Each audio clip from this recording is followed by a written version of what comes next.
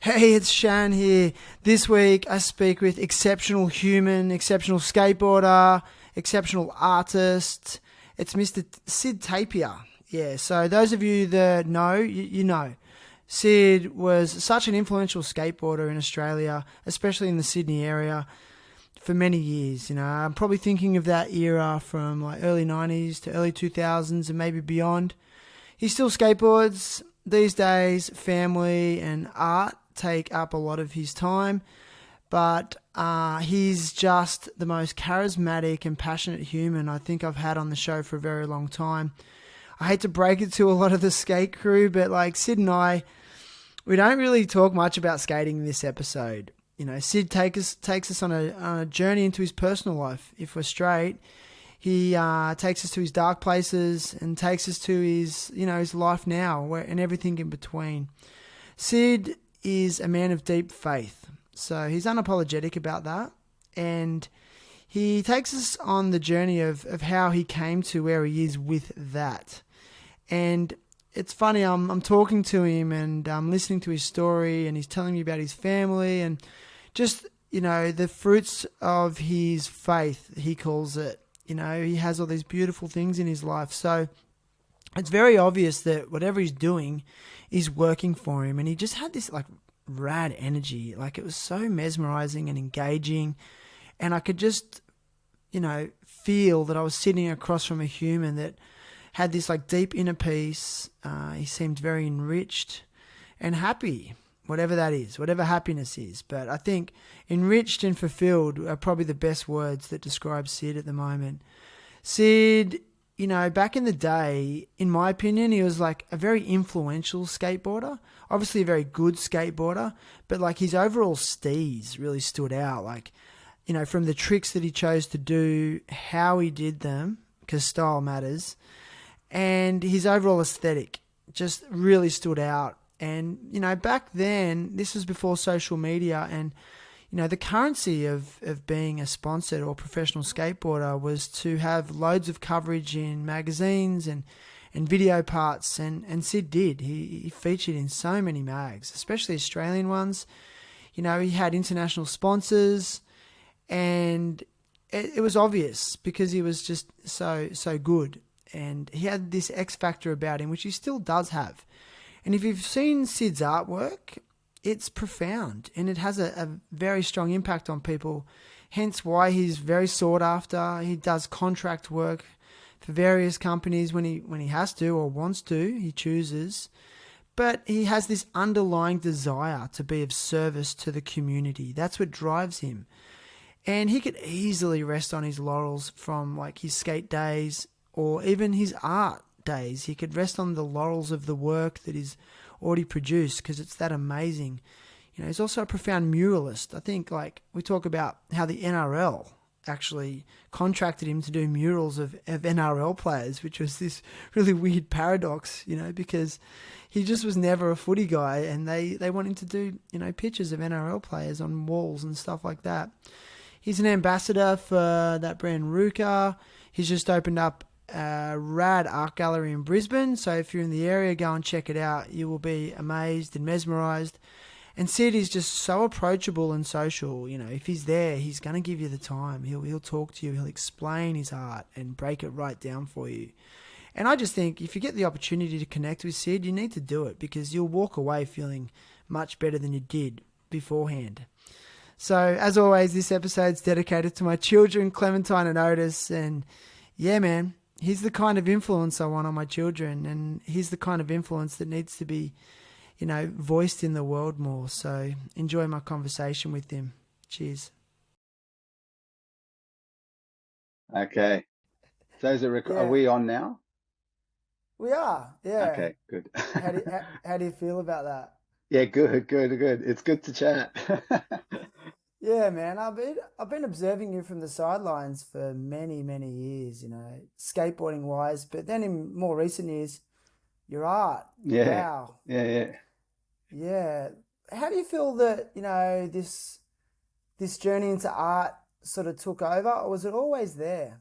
Yeah, it was always there, but I guess not many people knew about it. especially through the years of skateboarding, because I guess my life's been quite, you know, visual. People could look into it, with mags and TV, all that sort of stuff. So yeah, with the skating, through the skating years, it was hardly ever there. If anyone really knew about it, it would be, some of the graphics, some of my pro models that I designed, or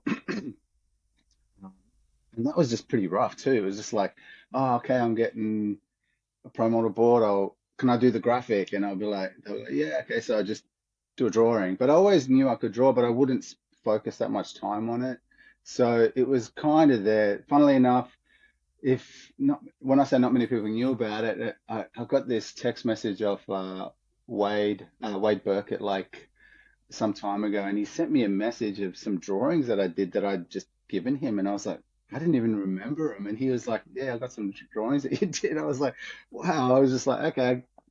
So I guess he maybe knew some of it, but I know a lot of my other friends just didn't know too much. But and there's definitely a reason why to all of that, because I knew it was something that I had, and that I was good at from a very young age, but it really came to a big halt at the age of 13. Yeah, a massive halt. And Like and I could go and in, and why? I can go into that. Yeah, sure, sure. We'll kind of get stuck into it. So it's I started really loving my artwork, or art, or aesthetics, I'd say. I really started it. I was very attracted to aesthetics, and that was from the age of like maybe 4, even 3. My first few memories of skateboarding was when I was 3 years old, and I was just really drawn to it because my older brother, who was 7 years older, was just like a real. He is my older brother, and he was the father figure that I had as well, and the mentor that I had, because parents were divorced at 3. So I'd always looked at him. You know what it's like when you got the little one looks up to the bigger one and copies and wants to do everything. So I was like that. So he would get into skating, and I'd be like, yeah, I want to get into skating. And he really had a massive influence in my early years that way.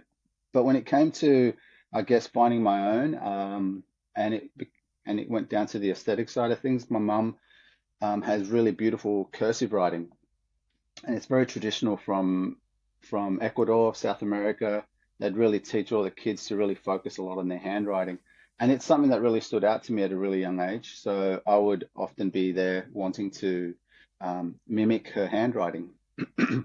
So that led on throughout the early years to be taught by her. So she saw that I had a liking to it, and I'd often ask her like, "Oh, how do you do that letter S?" Or "How do you teach me a signature? Teach me this." And so I was very enthusiastic about it. So she would sit me down and give me some of her old textbooks from Ecuador that she just so happened to have, and um, yeah, I'd be there pretty much wanting to learn how to write like her. Which then, what that leads to, just in general, it's pretty obvious to imagine that leads to just having good penmanship, and that means good pen control, which would then lead to saying, "Oh, okay, I really like this comic or this drawing, or I want to draw someone." It led to that sort of understanding of.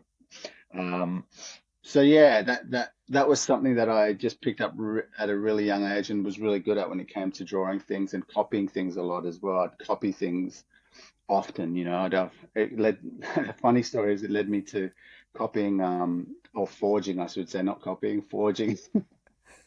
Put it this way, in my primary years, I went really well at school. What were you forging? Like your school reports? My mum's signature. For what? Like for I wasn't doing well at school at all. So I should say I wasn't doing well. But to the teachers, it looks like, well, I guess the parents signed the report card, so I guess it's all right. Because I'd get these report cards that were just shocking. They were so bad, and you got to get it, you got to take it home and get it signed by your parents. And then, so because I had good penmanship, I'd be like, oh, yeah, I know my mum's signature. She taught me her handwriting. Sweet. So I just do this. But I got caught in. I got away with it for some time, but in year 5, I got caught, and because I was a pretty disruptive kid, there was always like a reason. It was kind of like throughout primary and high school, there was always the main teachers or the principals were always kind of looking for reasons to get me out, sort of thing. And in year five, it kind of happened because I got caught with a forged signature. Year five, yeah, I was like, I started school really, really young too. So I was about 2 years below everyone. So I was just trying to figure life out. I forged a signature, but as I was doing it, I still remember doing it. I panicked because I was like, oh my gosh, I made a mistake on my mom's signature. I'm like, what do I do? What do I do? I'm like, oh, liquid paper. Remember liquid paper? The one with a brush? The paintbrush, Yeah, yeah. with it. So I'm like, genius. I know what to do. I'll get liquid paper and I'll just smoothen it out and I'll just buff it out a bit so it doesn't. I'm like, yeah, big mistake. Obviously, no one corrects their signature with liquid paper. So, yeah, I got caught and then copped the cane, a whole bunch of stuff. The And cane, isn't back that in the day, interesting? yeah, You right. know, I Yeah, was just on the end of the cane era. I got caned. It traumatized me. I remember that moment so clearly. yeah, man. Are It was both gnarly. are both your parents Ecuadorian? Yeah, yeah, they And are. they moved to Australia as migrants? Yeah. I think I was born 73, so they came. Well, I think maybe about maybe 3 or 4 years before that, I think. Yeah. Describe that experience of being the child of migrants. Yeah, it was. Was there an added pressure you think to be successful in what you did Yeah, definitely. because they gave up so much and worked Yeah, so hard to start a new life, yeah, predominantly probably for fully. you?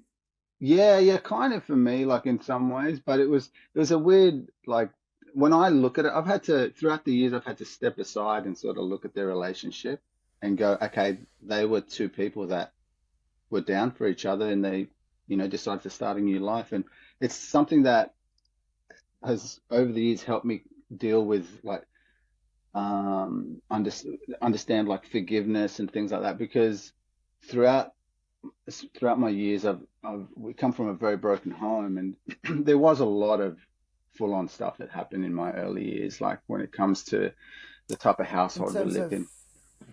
the household environment. Yeah. Like a lot of it had to do with confusion and brokenness. And see, like when my family being coming over, my dad came over with his brothers, and they were wanting to start up a whole new life. And they really just didn't have a sense of knowing of their environment. And they had to just make things happen. They didn't know the language as well. So that was really gnarly to not know the language one bit and just be stuck in the middle of, okay, we're now in Redfern, Waterloo. This is where all the younger people are, like, oh, so not the younger, the migrants are, and they have to just get amongst it all. They got to figure out how to survive. Um, so within that area, it was a poor demographic at that time, and basically, yeah, being young as well, my mum having to just work and whatnot. It was sorry, Shane, can you hear me? Okay. Yeah, got Oh, you. cool. For a second, I thought Yeah. maybe we had blocked out. So sorry. I was Dude, letting my I'm really engaged and I'm just completely identifying, but I'll let you keep yeah, going yeah, because yeah. this is Gotcha. so Yeah, interesting. yeah, cool. No, I was listening to Daz's podcast yesterday, and I know that you're Maltese, your background's Maltese, so you probably have a similar story in a way, yeah. Well, do you mind if I just jump in for a Yeah. sec? Please. Because, like, I think there's like a certain level of migrant trauma that is really underestimated. Mm, Your family moved to a completely different culture, to a mm, country that was at the height of the white Australia policy. mm. So then they come to this new country for a better life, then treated like complete outcasts, and then to start out they have to live in what was at the time a very low SES area, Mm, which generally is associated with crime yeah, and unfavorable characters. yeah. So when you mentioned to me at the very start that your parents divorced at three, Mm, I get it because the exact same thing happened to my father and his wow. family. Yeah, right. Because they were so discombobulated in a new culture, Mm, it generated so much trauma within the family. yeah. And it's just such a cycle of people then their confusion and their pain is then put onto their children and their family because they're there and they're the Yeah. closest proximity to them. Mm. So Mm. anyway, that's just Yeah. my 2 cents on No, it. no, But that's it. Yeah.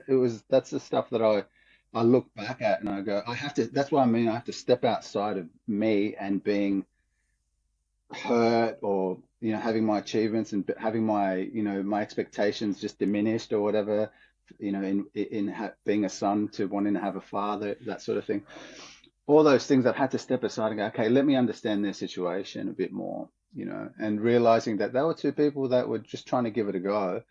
And my dad being young and unfortunately, trying to live his life and survive. And then the relationship was under a lot of pressure, a very turbulent relationship between my mum and dad. Um, Unfortunately, there was a lot of just, yeah, you know, just a lot of hostility to say the least, you could kind of imagine. Um, and then at 3, being divorced. But one thing, the way, and going back to your question, like how it affected me, it was that I really adored my dad. Like I really just was like, man, the guy's the best. He's like my hero. He was, top looking guy. He was very fit, very, really attractive. Aesthetically, he was an attractive guy, and I'd be like, man, that guy's cool. And my uncles were really cool, even though they were Ecuadorian. They had this really, if you look at back of their photos, they're just like they'd wear platforms, put it that way.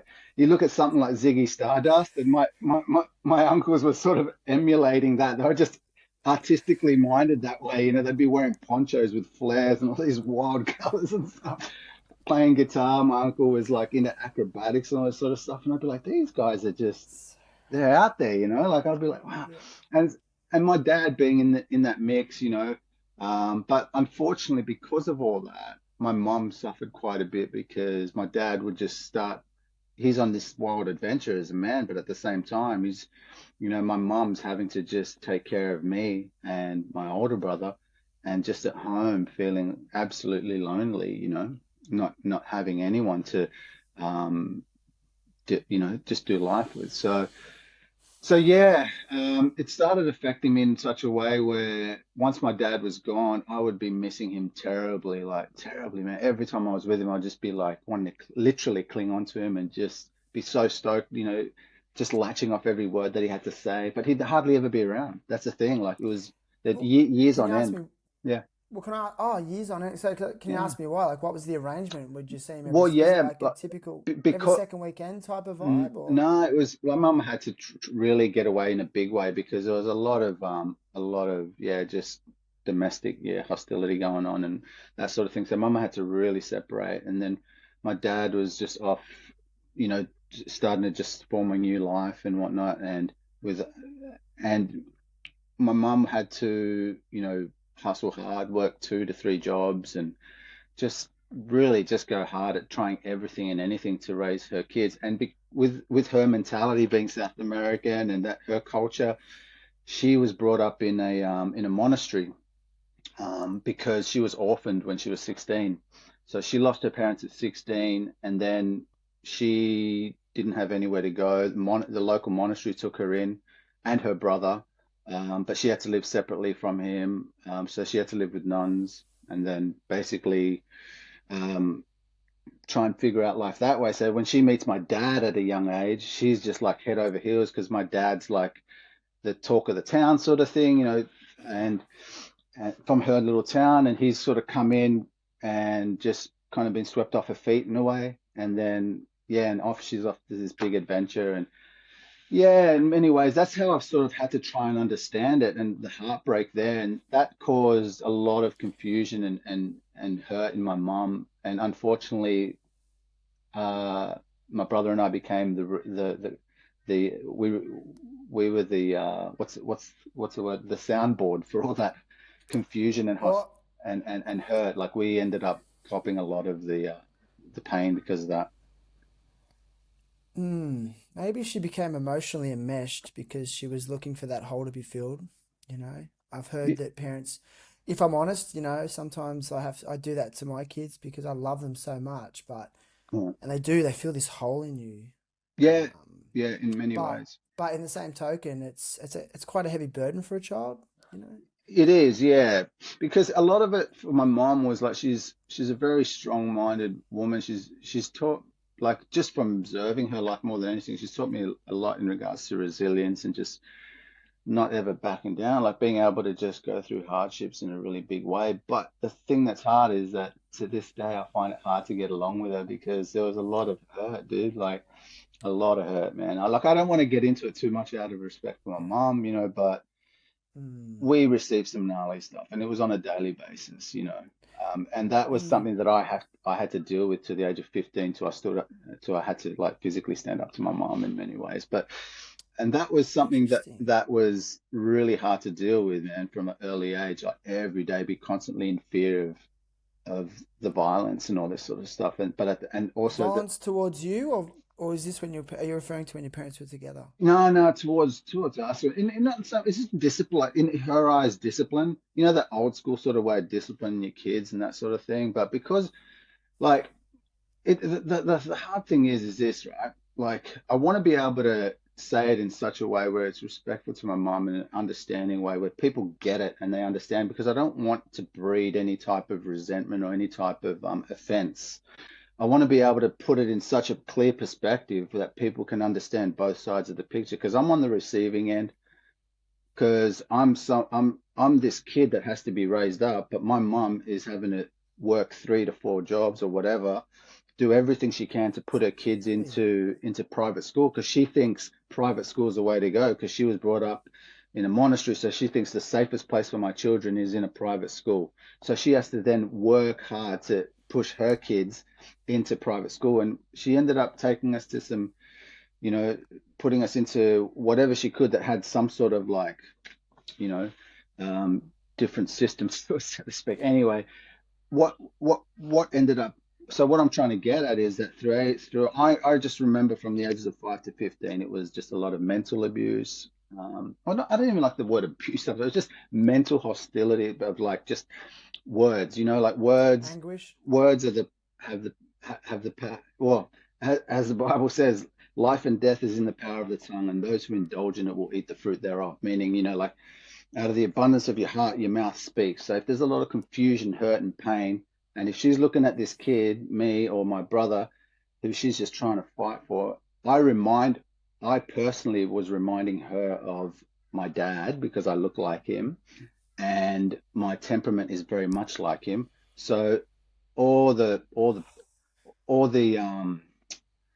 you can speak life into someone or you can speak death, but it was a lot of that. It was a lot of the negative being spoken over my life um, on a daily basis. So you can kind of imagine I'm 49 now and I still find it very, very challenging to speak with my mom. Like it's one of the most challenging relationships I have in my whole life. It's really hard to deal with because Have you said that to her before? yeah, dude, like but at the same And how does time, she? well, my Is she in mom a state of denial or acceptance with it? denial, like almost to the point where it didn't happen and that sort of thing. And I'm just like, Yeah. like I just got to sort of roll with that, because I seek, I seek God for like forgiveness and all that, but it's sometimes hard to seek forgiveness when the person you are wanting forgiveness from doesn't exactly seek your forgiveness. You know what I mean? Like, is not apologizing. And that's a hard thing. And I know there's other people that will probably be listening to this can kind of relate. So I'm very aware of that. So I'm being very particular with my words because I don't want it to go in this other tangent where I don't want to, you know, words are so powerful that other people listening can take them on board and go, well, yeah, I can relate to that. And therefore I'm going to, so I want to help try and bring a solution to all this because the fact that I'm still sort of battling with this internally with like the dynamic between my mum and myself, it's something that I'd want to help others with to sort of go, hey, like you can see it through without having to keep breeding that hostility towards the one that caused the pain, you know? Because that's what I've found has been an error in my life many times is that I end up getting gnarly or just being hostile towards my mum because I'm still hurting. That little kid is still hurting so much. Whereas I've got to, I've seen a counselor about it as well, and he gave me some great advice to sort of say, you got to know when to sort of step in and step out. Because sometimes the guilt complex would come. It's like, oh, she's my mom, I guess I just got to hang out here and just feel like crap and hear these words and just go through this conversation. It's like, no, I've got to know when I can come in, speak love, try to be as normal as I can, so to speak, as hard as it is, and then just step away, like, Yeah, but and you've not feel, developed a and level not, of con. Oh, sorry, go. so I was going to say, and not feel guilty about that. Because even if it's like 5 minutes and that's all I can handle because it's starting to get too much, it's like, just cool, let that 5 minutes be a pretty good 5 minutes and step back. Don't let guilt come in and try and just try and be the bigger dude, so to speak. You got to be able to guard your heart. There's a very famous proverb that says, guard your heart with all diligence because out of it flow the issues of life. You know, guard your heart with all Mm, diligence, with all I'm really diligence. processing that. Yeah, because it says, guard your heart with all diligence because out of it flow the issues of life. But does that mean that you still have an open heart? Oh yeah, yeah. Like what that You know, means, what that means. you're not shutting off your emotions and feelings. No, totally To, not. Like my emotions and feelings have definitely been expressed in many, many ways throughout the years, whether it's in quiet times where I'm just, where I could be, trying to resolve it all and it turns to tears and anguish and or it could be through sometimes just through a one-on-one fight, with someone, or because it's all stemmed and rooted and grounded in this hurt from a child, or it could be one-on-one with my mom where I'm just at war about it. Well, you don't remember what you do. You did this, you did that, blah, blah, blah, all that sort of stuff. It's like got to be very aware of that because, as I was saying, life and death is in the power of the tongue. And what we're speaking can be as much as it could be emotional and as much as it could feel good. Oh, I'm getting all this out. It's like, well, at the same time, we've got to be very aware of the power of our words. So in that sense, I mean, like that's what's so wonderful about being able to talk to others about it when you're in a bit of a steadier position to sort of talk about it, and then the emotions can come out in a safer environment, rather than a hostile environment where it can create and breed more hostility and more separation. And that's something that I've really had to guard myself about because at times I'd just be like lashing out because it's like I deserve to lash out now because of all this pain that I've had. So, and then it's like, oh my gosh, this is a huge mess we've got to fix up now. yeah, Yeah, yeah, yeah, that's the thing. Yeah, there's an element of there's a saying I really like called keeping your side of the street clean. And yeah. that's, focusing on that and just, making sure that you're aware of your conduct and your own behavior and not being concerned with the behavior and conduct of others. But, Mm, there's so mm, much emotion attached with family. And yeah. I'll just relate an experience. I mean, I went through a lot of turmoil with my father, and such a recurring theme is this, notion of childhood trauma, Hmm. and it stays with people their whole life. And Yeah. I feel like there's two categories of people, like people who acknowledge it and address it and be conscious about growing out of it. And then there's people who just want to ignore it and run from it and Mm, then end up suppressing it through, negative means. yeah. Substances are a really obvious one, work addiction, Yeah. other addictions, all that stuff. Work Totally. addiction's a common one. Yeah. But with my father, when you said, "Oh, I just adored my father," I looked up to him. I mean, I had that too, Mm, But he left our family when I was young. And we had this tumultuous relationship forever. He was aggressive man, mm, violent man, mm, strong man. And I got to a point in my adulthood, especially when I had my own kids. I was like, well, I didn't want to go near that anymore. But I did really love him, so I just really pulled back, and I just didn't make any effort for him. And he passed away last year, and mm, mm, it was never resolved. And you sort of mm. said like before, like putting your toe back in the water and then knowing when to pull out, and that was all I really needed to do, but I chose not to. Mm, mm, And I guess I'm dealing with that pain now, mm, mm, mm, mm, and it's really painful. So mm, mm, mm. thanks for bringing that up. And Yeah, dude. No, it's I I don't hear you, know. man. Because like those things that we deal with, we all deal with them. That's something I'm learning more and more. And I've known it, but I'm able to articulate it a bit more to sort of know that everyone is so precious. You know, everyone is so fearfully and wonderfully created and into this world going, whoa, okay, we got to roll with some serious punches and achievements and ups and downs. That my level of pain is equal to this other person's level of pain. But if I was to swap shoes with this person, I might be like, what the hell? This is way gnarlier than my thing, you know, but we cannot like, everyone's given what they can handle. You know what I'm saying? Everyone is given Heard what they that. everyone's given what they can handle. Like you know, you look at cars, for example, you know, a car dealer won't say, "Hey, get this little MG and take it four-wheel driving." You know, like, but hey, get this big old SUV with, you know, get this big old Chevrolet. Yeah, you can take it everywhere. You know, it's built for it, but it's still going to have to handle its own terrain. And we get put into certain terrains that are just extremely gnarly, but we've got either a spirit or a body that can really handle it when we come through. And unfortunately, sometimes people aren't able to handle it and come through and they end up, you know, wanting to end their lives. And, you know, that's something I went through in a heavy way at the age of like 25 as well, like What do you mean? through suicide, you know, like suicidal tendencies and all that sort of stuff through 25. And the crazy thing is, all this, it's like, where does it all stem from? And it ultimately stems from brokenness.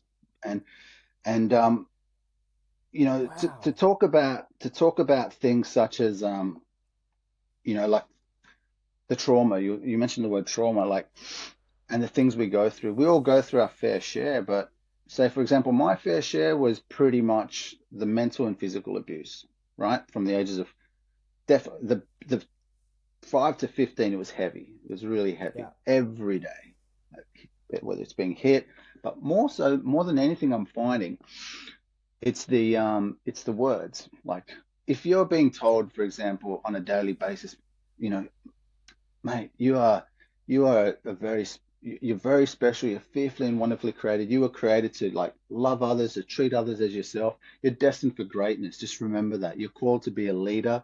A leader is someone who serves and goes out and does wonderful things for their community, for their work. If you're being told things like that every day, you're like, whoa, dude, you're going to be empowered. Now, if you're being told the opposite, you know, everything you touch, you destroy. I wish I never had you. You're an accident. You're not even my child. But all of that with swear words and this and that and that and that. Like, dude, you are going to grow up seriously confused, you know? Now, Yeah. that's something that I know I received to the point where it physically traumatized me. I was losing my hair at like the age of 7. I remember getting big bald spots and I didn't grow properly. I physically didn't grow and reach puberty till the age of like 18 or 19. I had a tiny little voice. I was really small, and then I just shut up. It was funny, like through the school years, everyone just knew me as this little gnarly little pest, like just hyperactive little da, da, da, da, da, class clown little kid. And then I get out of school, and then I start growing. I start skating more, and this and that, and then I start meeting people from school and running into them around the city, and I'm bigger than them, taller than them, and they're like, "What?" They're thinking like little Sid. So what I'm getting at, even physically, all this stuff was really tormenting me. I remember in year 7, I literally had a headache. This sounds weird, but I literally had a headache throughout all of year 7, a whole year. What? Like what? Migraines? Yeah, had to get CAT scans, all this sort of stuff. What? So Like, weird. so all of this is because of the environment I was in, the physical, the mental abuse. This is not like losing your hair at 7 and 8, like having clumps of hair just falling out and walking around the house just like a Like like like a like terrified alopecia. like a terrified little dog, like just crying to like being by myself, crying and just trying to trying to just gain some sanity in this crazy environment I'm in called a home. Like it was like that. So when I started hitting the streets, I hit the streets hard because I grew up in Sydney City and I'm like, I want to just stay out in the streets. I then grew up in Rockdale, which was back then it was a gnarlier side of Sydney. But then I was like, I just want to get out and I'd stay out, dude. I started at 11 years old, 10, 11 years old, at 10, I started getting into the breakdancing scene.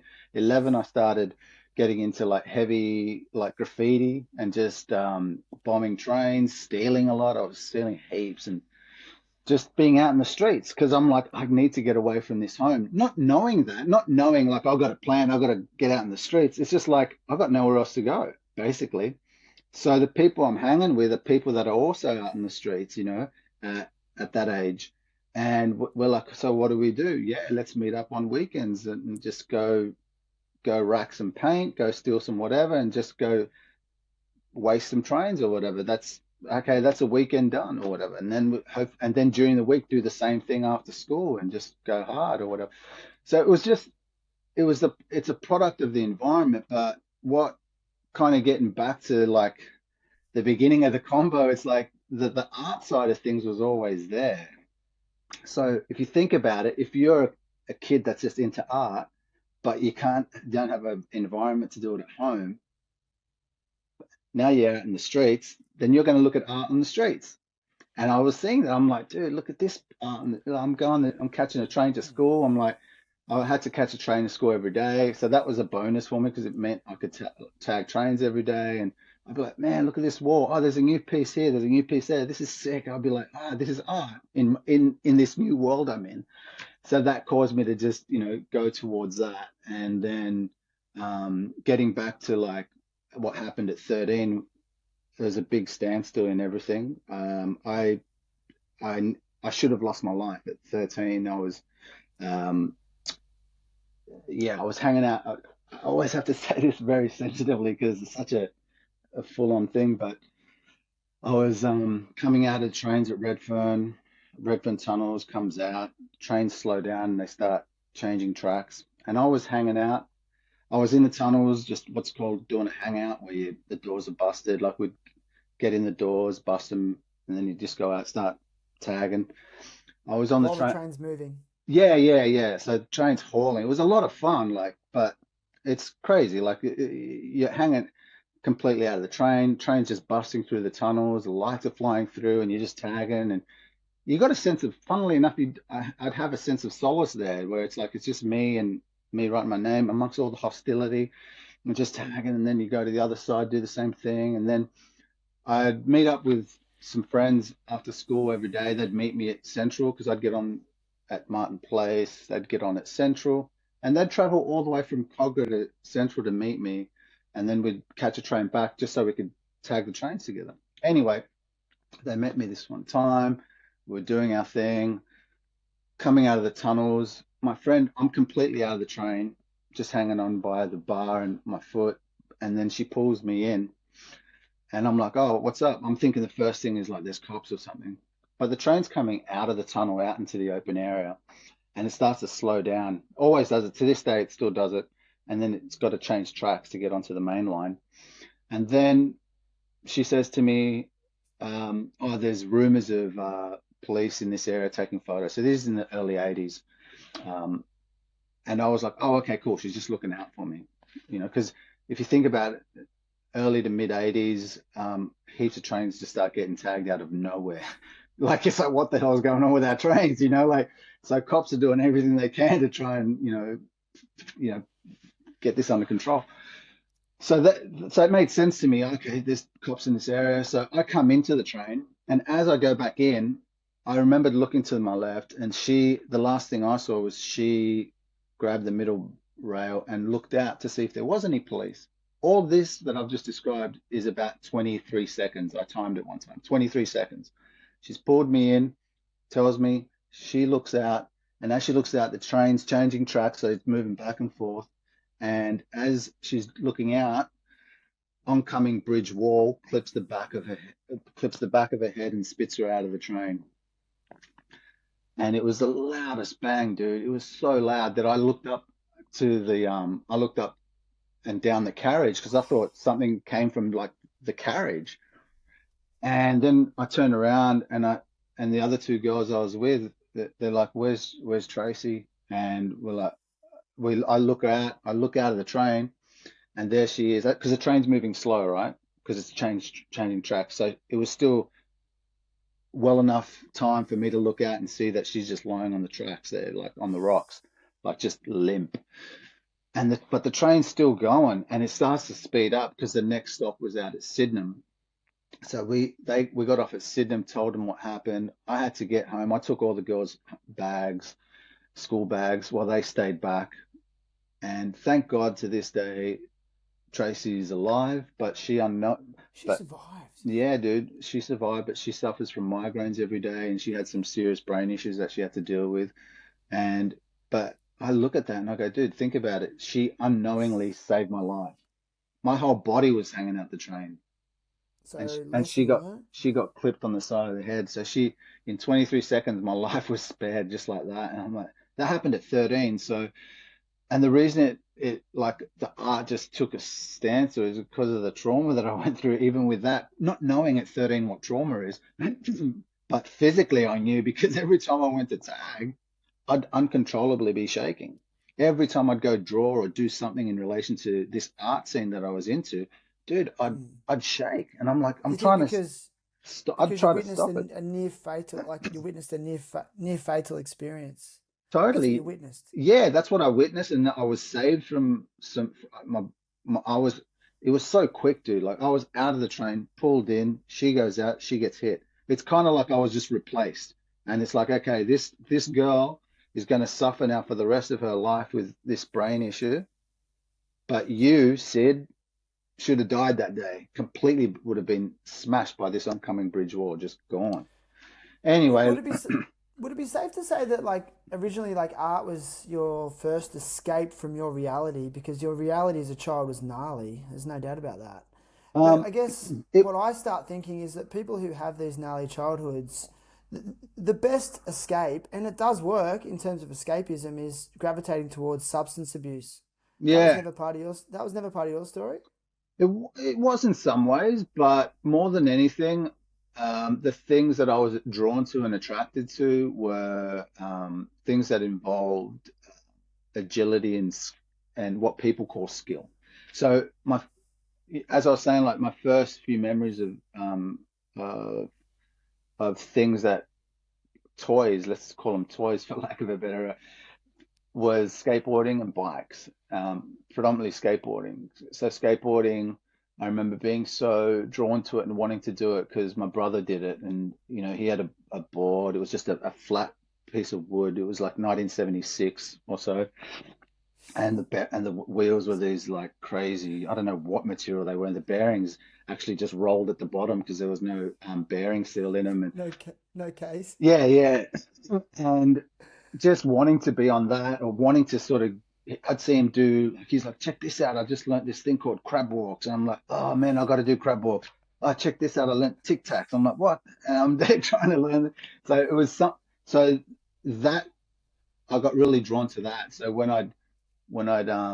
so in terms to what you were saying, escapism became something like, oh, doing something and getting good at it and then wanting to achieve things and just wanting to produce something and be like, look what I've done, because I didn't have a dad to sort of accredit me and say, you know, uh, Well, here's a memory. I've got a yeah, random memory, yeah, dude. yeah, I read an interview of yours yeah, in it might have been a Slam magazine years ago. I can't remember, maybe late 90s. hmm And this stuck with me. I'm remembering it. And in that interview, you said that your dad said to you once that, son, I don't care what you do, but whatever you choose to do, be the best at it. yeah, that's right, Do you yeah. remember saying that? Do Yeah, you remember I that? do, because I tell my kids that as well. Like he'd say to me, yeah, And whatever I you, say it to my kids yeah, because of you, dude. all How right. random is that? It's That's true story. that's so cool, yeah. Because that's something that's lived with me, as in like, because you know how I was saying how I'd stick to my dad and be like just wanting to be around him, but he was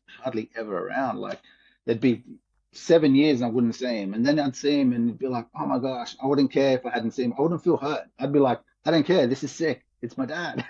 You know, But how was he feeling? Was he emotional that he hadn't seen you that long? Was he feeling that strain of not seeing you or not? No, no, I wouldn't say it. Like for him, every time I'd see him to this day, like when I'd see him back then, it'd be like he'd see me and he'd just be like, "Hey, son." He'd be like the best dude to hang out. He's extremely charismatic and lovable, and he's got so much charisma and class about him that you're just like, "Oh, dude, this guy is he's just awesome."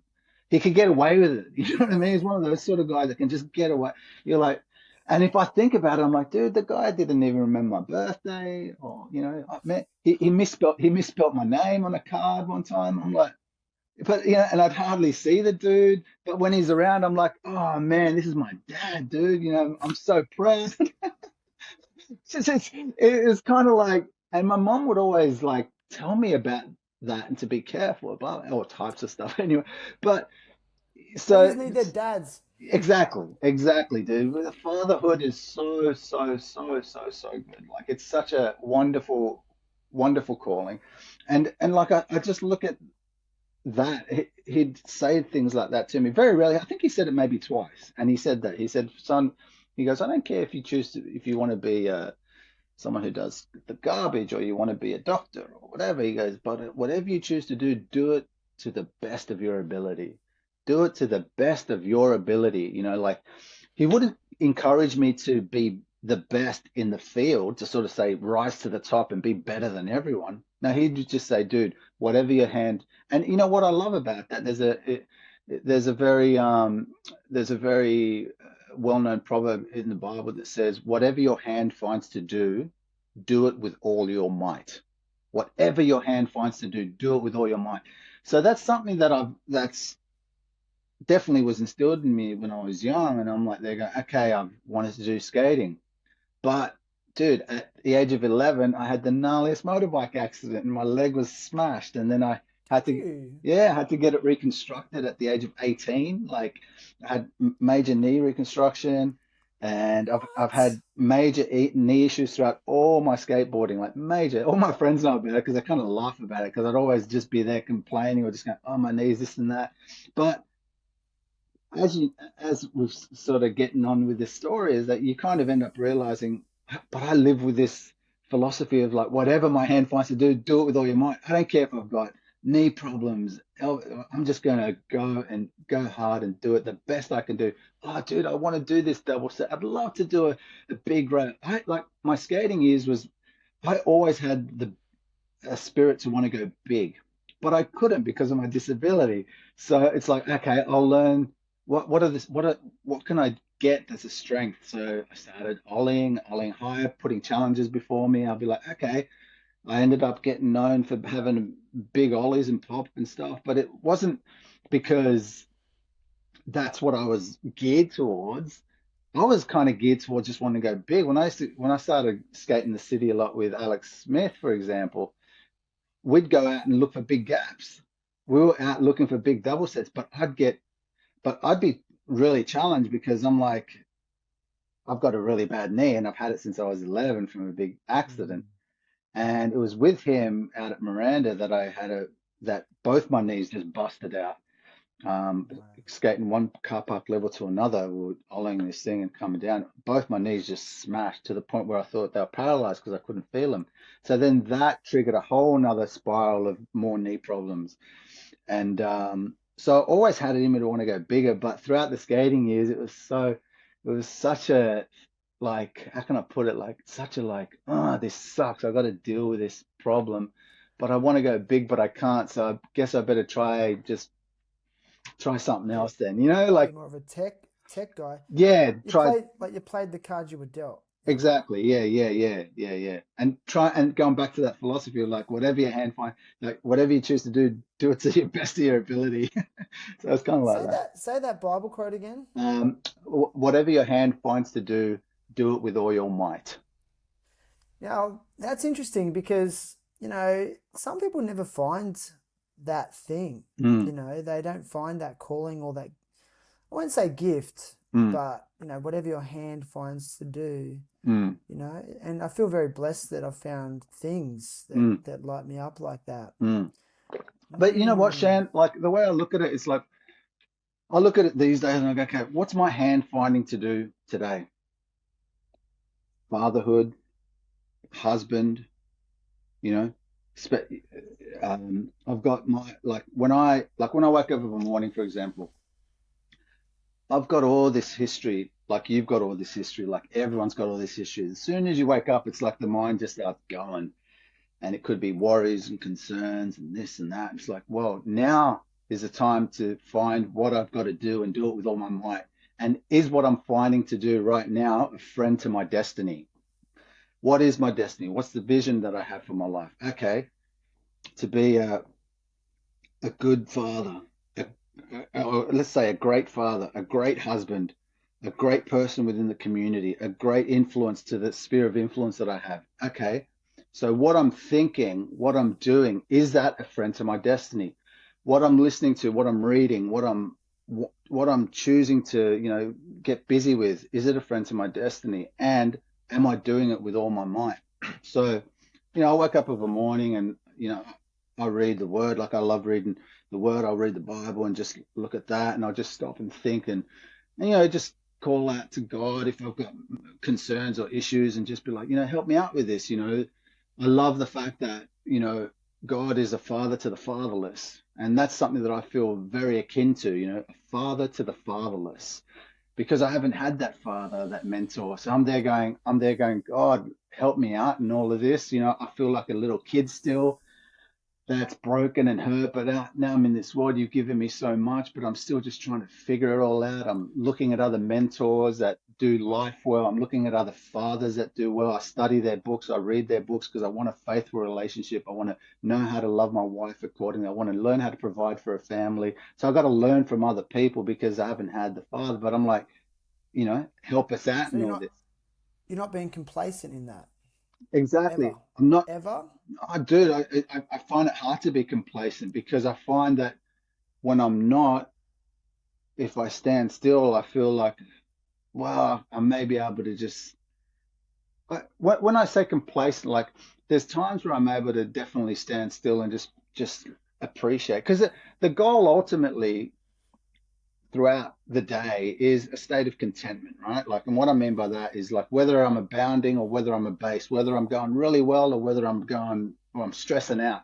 I've got to be able to find that position where I'm content, you know, and to just be content with the circumstance I've got. Knowing that I'm not cheating anything or being a bit of a swindler on the side, I'm not going to be content. I've got to understand that my levels of integrity, are they for real? Like if I put the mirror in front of me, am I being honest throughout life? Am I cheating on taxes? Am I watching a bit of porn on the side? Am I being unfaithful to my wife in that way by just getting up on some other chick? Am I having an affair? Am I out stealing or trying to get a bit more from, trying to cheat the tax man or whatever? Like, am I living a life of integrity? Right.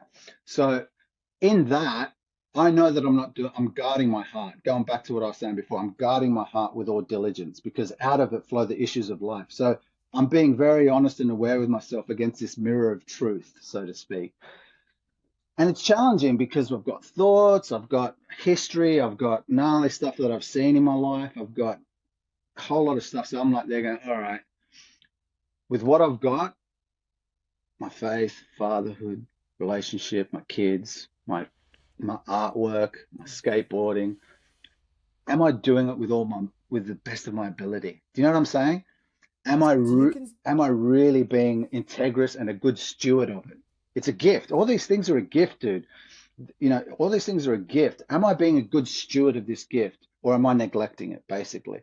And I've got to be honest with that. I've got to honestly just sit there and be honest with it. Because if I'm not, then I'm thankful that I can do what I can in order to try and resolve that. In not a way where, and not in such a way where it's just a burden. I have to do it because like this is like I have to do it because it's the right thing to do. No, dude, because it is the right thing to do, and it's a rad thing to be faithful. It's a rad thing to be to be a positive influence, to be a great parent, and to be a good pillar of the community. That's a great thing, and we've all got the capacity and calling to be able to do that. We really do.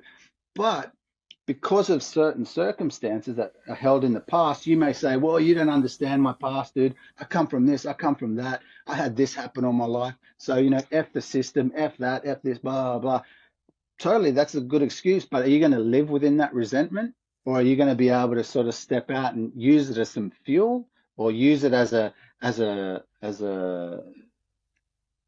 like looking into the rearview mirror, so to speak? You know what I'm saying? When you're driving down the road, you put your destination into the GPS. That's your vision for your future.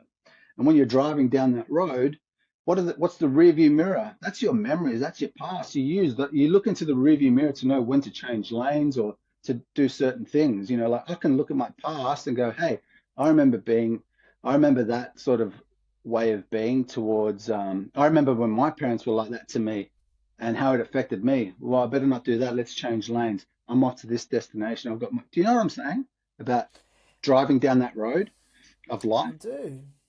I do. And I Yeah, think having a passion is a gift in itself. yeah, yeah, yeah. And are you kind of alluding to the fact that that emerged from a conscious contact with a higher power of your own understanding? Um, Or yeah, let me, sorry, can I just finish yeah, yeah, there yeah, though, if yeah, you don't mind? yeah, In regards to like, you obviously were drawn to art and yeah, skateboarding yeah, innately, and maybe when you were younger, you didn't question that. But if we break it down onto more of a micro level, let's say you're at a point where you want to produce a piece of work, but you don't know what to do at this stage. yeah. Are you feeling called towards certain pieces, or do you wait for an intuitive sense? I Um, guess the question I'm yeah. asking is how is this inspiration being spoken to your heart, if Hmm. that makes sense? Does that Yeah, make yeah, sense? yeah, yeah, definitely, definitely. I think at the core level, it's definitely at a place where I've had to understand my identity because we act out of our identity. Yeah. Um, another well-known thing out of the Bible, it says, "As a man thinks, so is he. As a man thinks, so is he."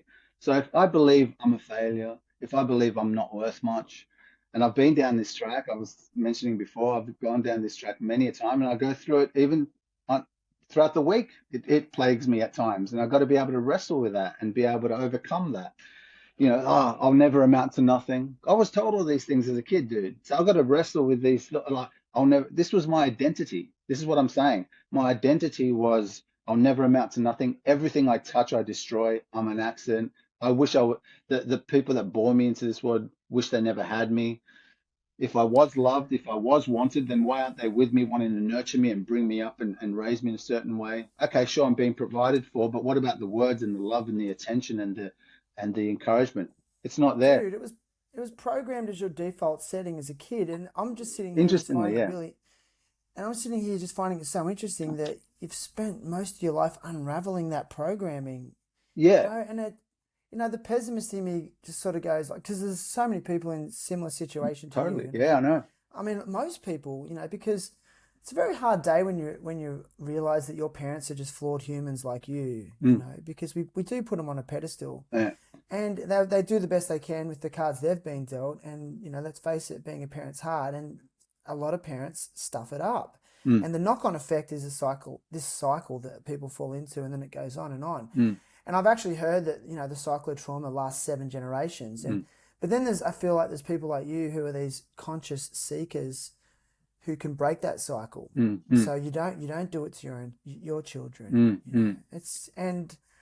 But it's just so fucking hard. It is. It's super hard. And the cool thing is, though, I must say, like, we're extremely resilient. Like, as a creation, like, we're extremely resilient. We go, life, as you know, is very much about overcoming. You know, it's Yeah, very much about overcoming. But we're born into this world of brokenness where we're reaching out to, like, whether it's drugs or philosophies or relationships or pornography or you know mm, um fame or whatever. We're always like reaching out to, like, basically a savior. That's what we're reaching out towards. We want to be saved. We're like, get me out of this. But life is so rad, so good. Life sucks. Help me. We're always reaching out for something to somehow enhance and make our life better, right? So yeah, because we've got an enemy, basically. Think about it. It's because we've basically got something that wants to hold us down, whether it's our thoughts, but ultimately it's the brokenness. And what throughout the generations has basically been called sin, brokenness, yeah, errors, wrongdoing. And then, so the way that I've looked at and gone and overcome certain things, it hasn't been my doing. It's just basically been, I've tried so many different things, Shan. Like, when it comes to growing up, especially my 20s, has this, I'd throughout, how, especially as just as people, especially as within our circle of boys, right? We're just boys growing up. We're like, oh, we're skating. where we've got this competitive edge where we get stoked for one another. That might inspire us to go, oh, I want to go learn that now, or I'm going to want to try one up or do whatever. We've got that sort of edge about us, right? So when I was young, I used to go, oh man, I'd hear amongst the group of circles, and go, oh, that guy's so good. Oh man, how good is this? How good is that? I'm like, dude, I want to be good. Like I'm there going, how do you get this good thing? Like this thing called good. Everyone's saying this good thing. What is good? I used to just be like, because I want to get some props here, and I'd be like, what is this good thing? So even though it was through the years where we were kind of getting really good at skating, we were getting recognized for it, I'd still have this thing of like, this guy's good, this guy's so good. And it'd be like kind of like this, almost like this competitive envy that I'd be there going, oh man, I want some of that, I want to be Yeah. good. But I had to Do sort you of go, feel like it? I Do you had feel to, like you suffered from imposter syndrome? yeah, yeah, kind of like, because I'm there going, I haven't, my identity, think about it, my identity is so broken that I'm out in this world now with people that I can relate to. But I'm like, it's like that little kid's is still wanting love and guidance, but I'm there going, if I had it as a kid, if I had a parent saying to me, oh, you're great, you're good, you don't need to strive, just keep doing what you're doing, keep excelling at what you're doing, look after your body, look after your health, I wouldn't have to be there trying to get it off other people, you know what I mean? So Yeah. so I had to sort of try break all this stuff down psychologically, just going, okay, what's good?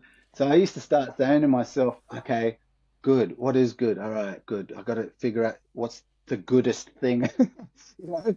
So I'd start going, I got to learn. I got to learn. So I started learning about like philosophies and religion and all that. I started studying Taoism, Islam, Buddhism, New At Age. what age? Early 20s, like 23-ish, I started really getting into it. Like I started reading a That's lot more interesting. because like hanging out with Davo and all the boys a lot. Like I started seeing he was reading a lot, and I'd be like, oh yeah, that's sick. I remember I used to like reading when I was younger, but I haven't done it because I just want to skate with you boys now. So I better start reading too. So I started reading more, but I'm going, but I got this like desire to learn about what's good.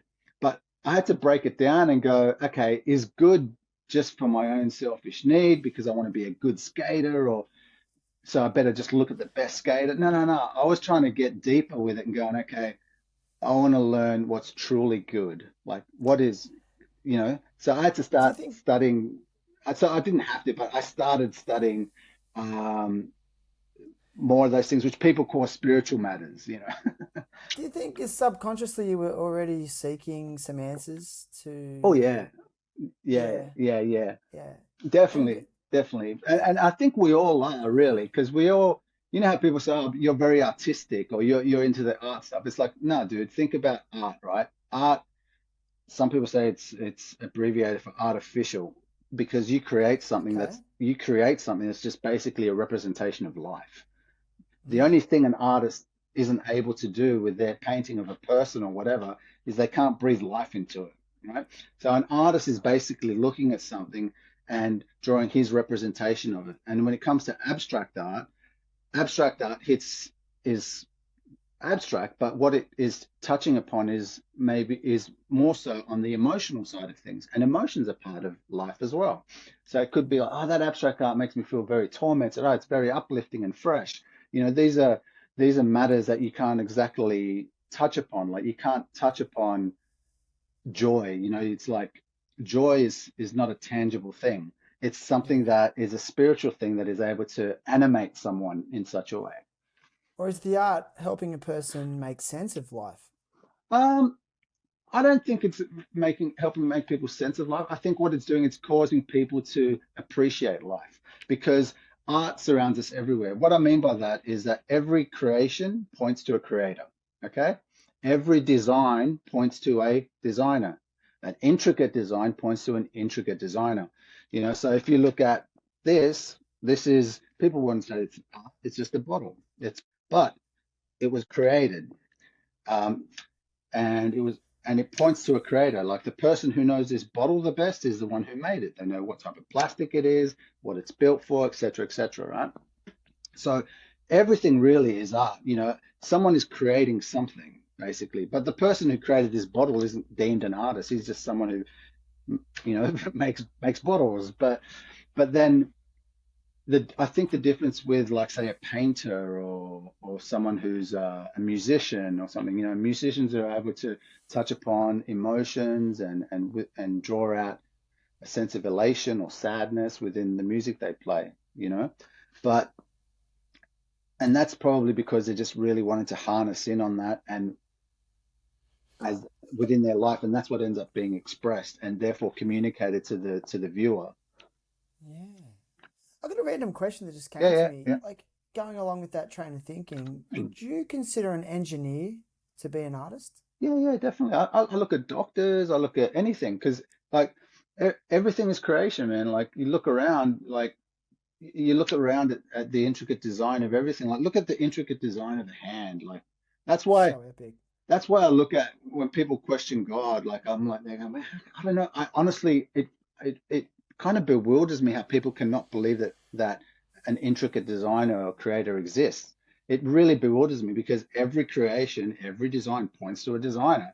Like, if I was a random accident or a product of Big Bang or whatever, I just think, man, not even in reality is that the case because I cannot get my palette of paint and have a random accident and suddenly I'll see a landscape or I'll see, with my palette of paint, if I just tripped over on the canvas, I'm just going to have all these blotches or whatever.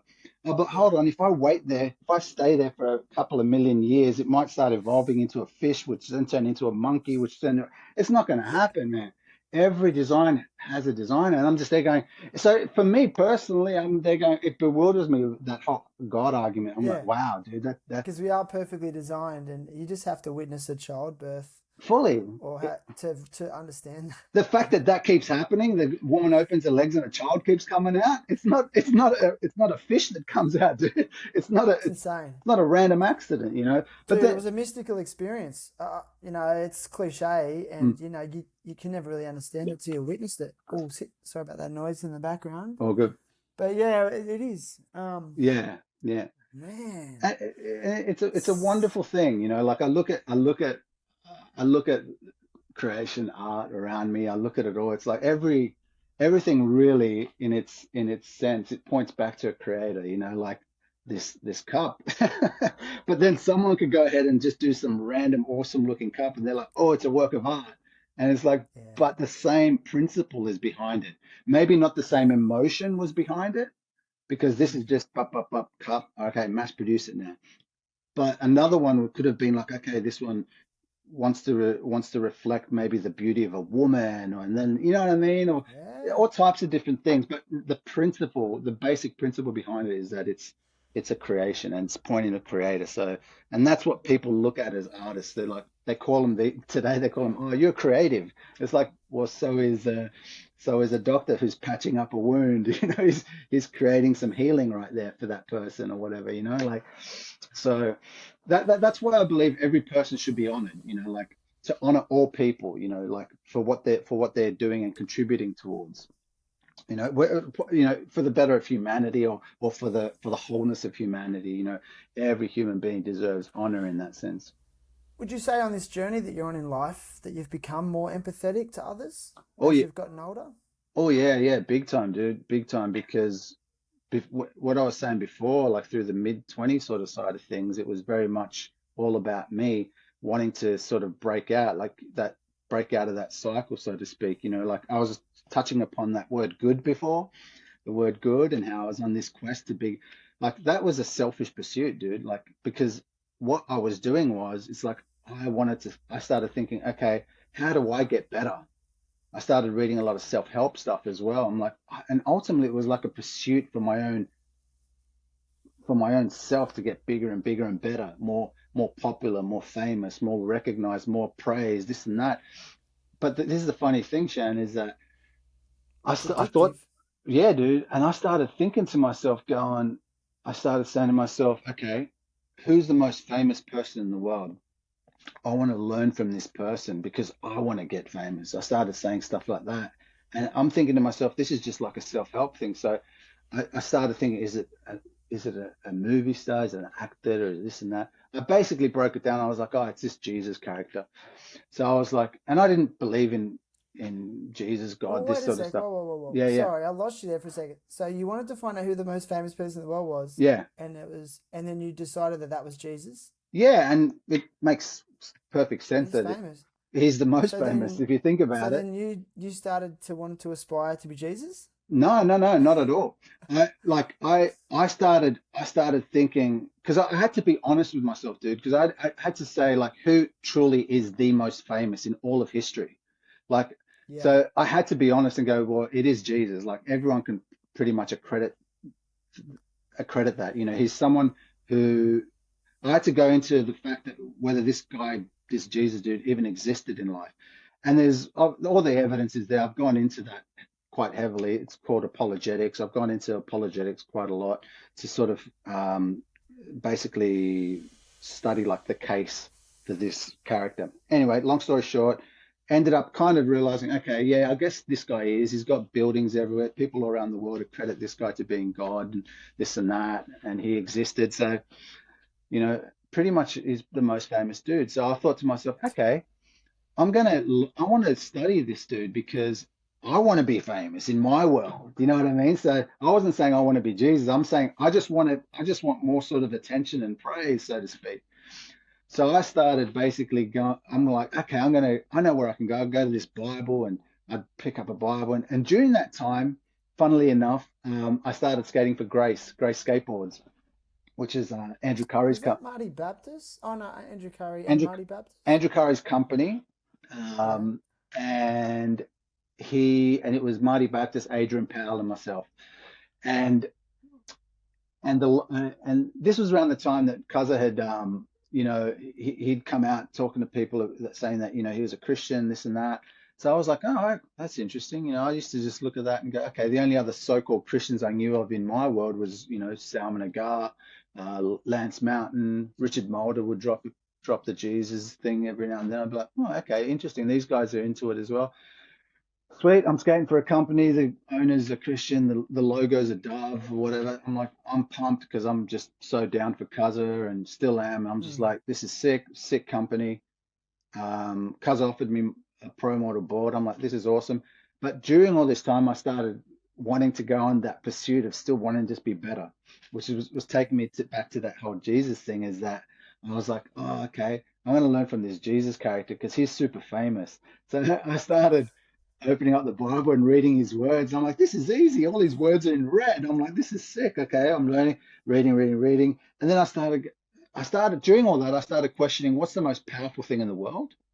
Like, what's the most powerful thing in this world? Because I want some of that, I'm like, and I was thinking, is it money? I was like, is money the most powerful thing? Is that the thing to pursue? I was like, nah, probably not money. Maybe it's power. What is it? I'd be like, is it power? Because and then I'd be like, no, but people want power and they also want money to have power to kind of spend on themselves or on the ones that they love. And then I was like, oh, okay, hold on. It's this love thing. Love's the most powerful thing in the world because people will sometimes want power in order to have self-love, or people want money to be able to spend on the ones they love, like, or so I was trying to just figure out in my own basic brain. So I was like, oh, I think it's love. Love's the most powerful thing. And the most famous person in the world is this Jesus guy. Okay, cool. That makes a bit of sense to me. And I thought I hit the jackpot when I started realizing that Jesus' whole life was all about displaying the greatest love, and ultimately saying that God is love, and the greatest love that anyone can have for someone to be there to lay their life down for another person, which is what the gospel is all about, saying that God embodied Himself in Christ and laid down His life for humanity to to basically bring forgiveness and bring people back into fellowship and union with God. So I was like, oh, okay, I kind of get that, but whatever. I still want to go on this selfish pursuit for myself. And the funny thing is that I said to myself, I still remember saying to myself in early to mid 20s, going, I'm going to make myself a student of this Jesus dude because I want to get really, really awesome at me, at being sick and famous and this and that. But I came across these words that Jesus said, which challenged me right to the core of myself and my selfish pursuits. And he says this, he says, if you want to be my disciple, I'm like, yeah, that's me. He goes, if you want to be my disciple, you got to deny yourself, take up your cross and follow me. Like, And I Mm. and I read that and I was like, dude, I go, that's not me, man. I'm here to make myself better here. I'm not here to deny myself. So I put that down. I was like, I'm not for it. I was like, I'm going to go on another pursuit. And I just went at something else. And I Was put, it yeah, was that because you were still wanting to run on your own self will and you yeah, didn't want to give your will over? exactly. Yeah, I was just on that selfish pursuit of like more me, more money, more fame, more me, me, me, me, me, me, like Which is addictive, right? big And time. especially when you get recognized for something, and then it sort of validates that and kind of builds the ego and the self will even more, which is negative. Yeah, dude. Do you suffer with that even in this day and age with your art, which is, I mean, your art's profound, there's no doubt about it. And Yeah, you obviously would get a lot of validation from that, yes. and do you associate your own personal self-worth with it still? That's awesome, Shan. I love that you asked that question because because no, I don't. But I'll tell you Are why. you sure? Because No, I would, because no, your art's amazing. I'll tell you why though. I'll tell you why. That like I can easily say no because it's getting back to those mid-20s and what was going on. Okay. When I came to that realization of like, oh, okay, I don't want to follow or learn from this Jesus dude anymore because he's telling me to deny myself and take up my cross and follow him. I'm like, nah, I'm not down for that. I just want to do me, I just want to be more, get more props basically. And so I put all that aside, but there was still that longing of just my brokenness, and I was still through those mid 20s. Life started spiraling down even harder. I started getting more, the suicidal tendencies and the thoughts started getting heavier. Now, how's this for a story, dude? Like, it came to a point. I was 25. I'd broken up with this girl that I thought I was so in love with, but um, my living situation was really gnarly, dude. Like, it was black. It was black. I was doing some really heavy stuff, whether it was the thoughts I was getting into, the things I was just consuming. Um, you know, I'd have girls that were just, yeah, what people would basically deem to be some of the worst sort of girls that you could imagine in a way. But Like girlfriends or like casual friends and partners? friends or just girlfriends as well, like that were also just trying to get through life and do things. I was living with people that were doing some really gnarly stuff, to say the least, and and then life started spiraling down really heavily, and I was yeah, I was extremely suicidal, dude. Like, to the point where this is a heavy story, and I can't explain it to this day except for just saying it's a good thing and it was God intervening, basically, because it's, people say there's no such thing as miracles and this and that, but I'll just share something right now that you'd be have to just accredit to being a good thing because I'm alive today. Um, I was in my room, completely just out of it, just just wanting to end my life. Now think about this, Shan. I'm on the outside, it's Sid Tapia, sponsored by some of the coolest brands in skateboarding. He's in all the mags. It's doing really well. People think I'm awesome or whatever at skating. I'm in my room, dark as dark can be, just in the heart and the soul. I even had a Bible open, bro, because I was crying and just crying out for help because I'd broken up with this girl. But all of the stuff that I've sort of touched on my early years, all that is just all really coming to the surface. I said to myself, that's it, I'm gonna end my life. I thought I'd been churning for a while how to do it, what to do. I'm in the room, and then I thought, okay, I'm going to go to the bathroom and do what I got to do. And it was a room just next door.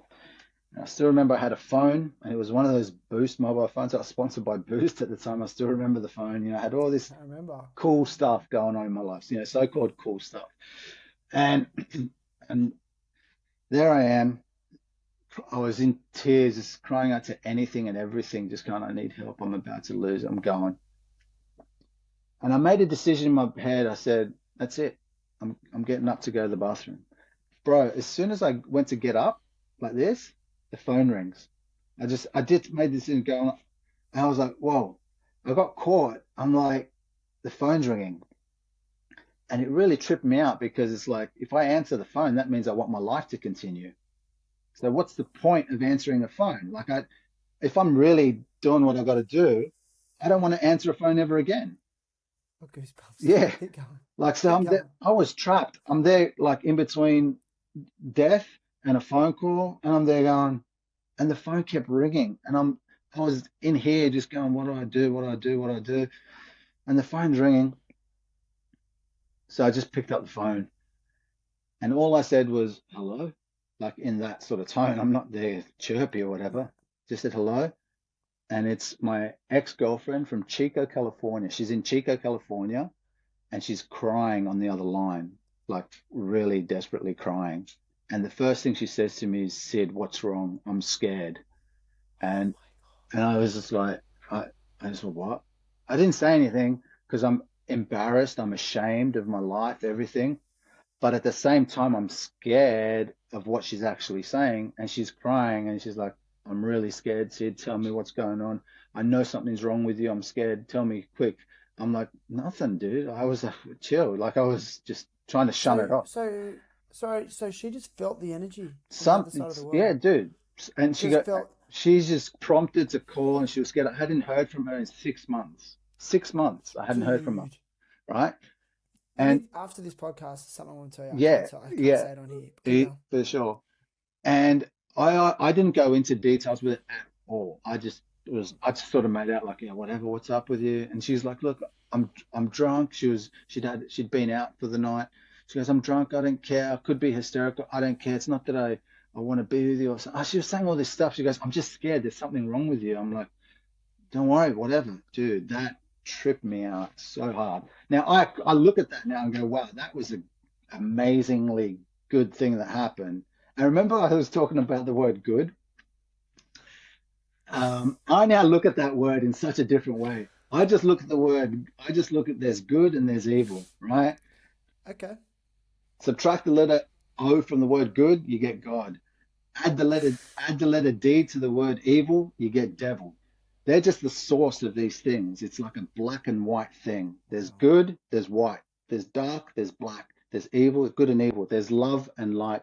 There's love and hate, right and wrong, up and down, daytime, nighttime. There's two extremes in this world. There's two contrasts. You know, you even see it in the yin and yang, but everything in between is the gray zone.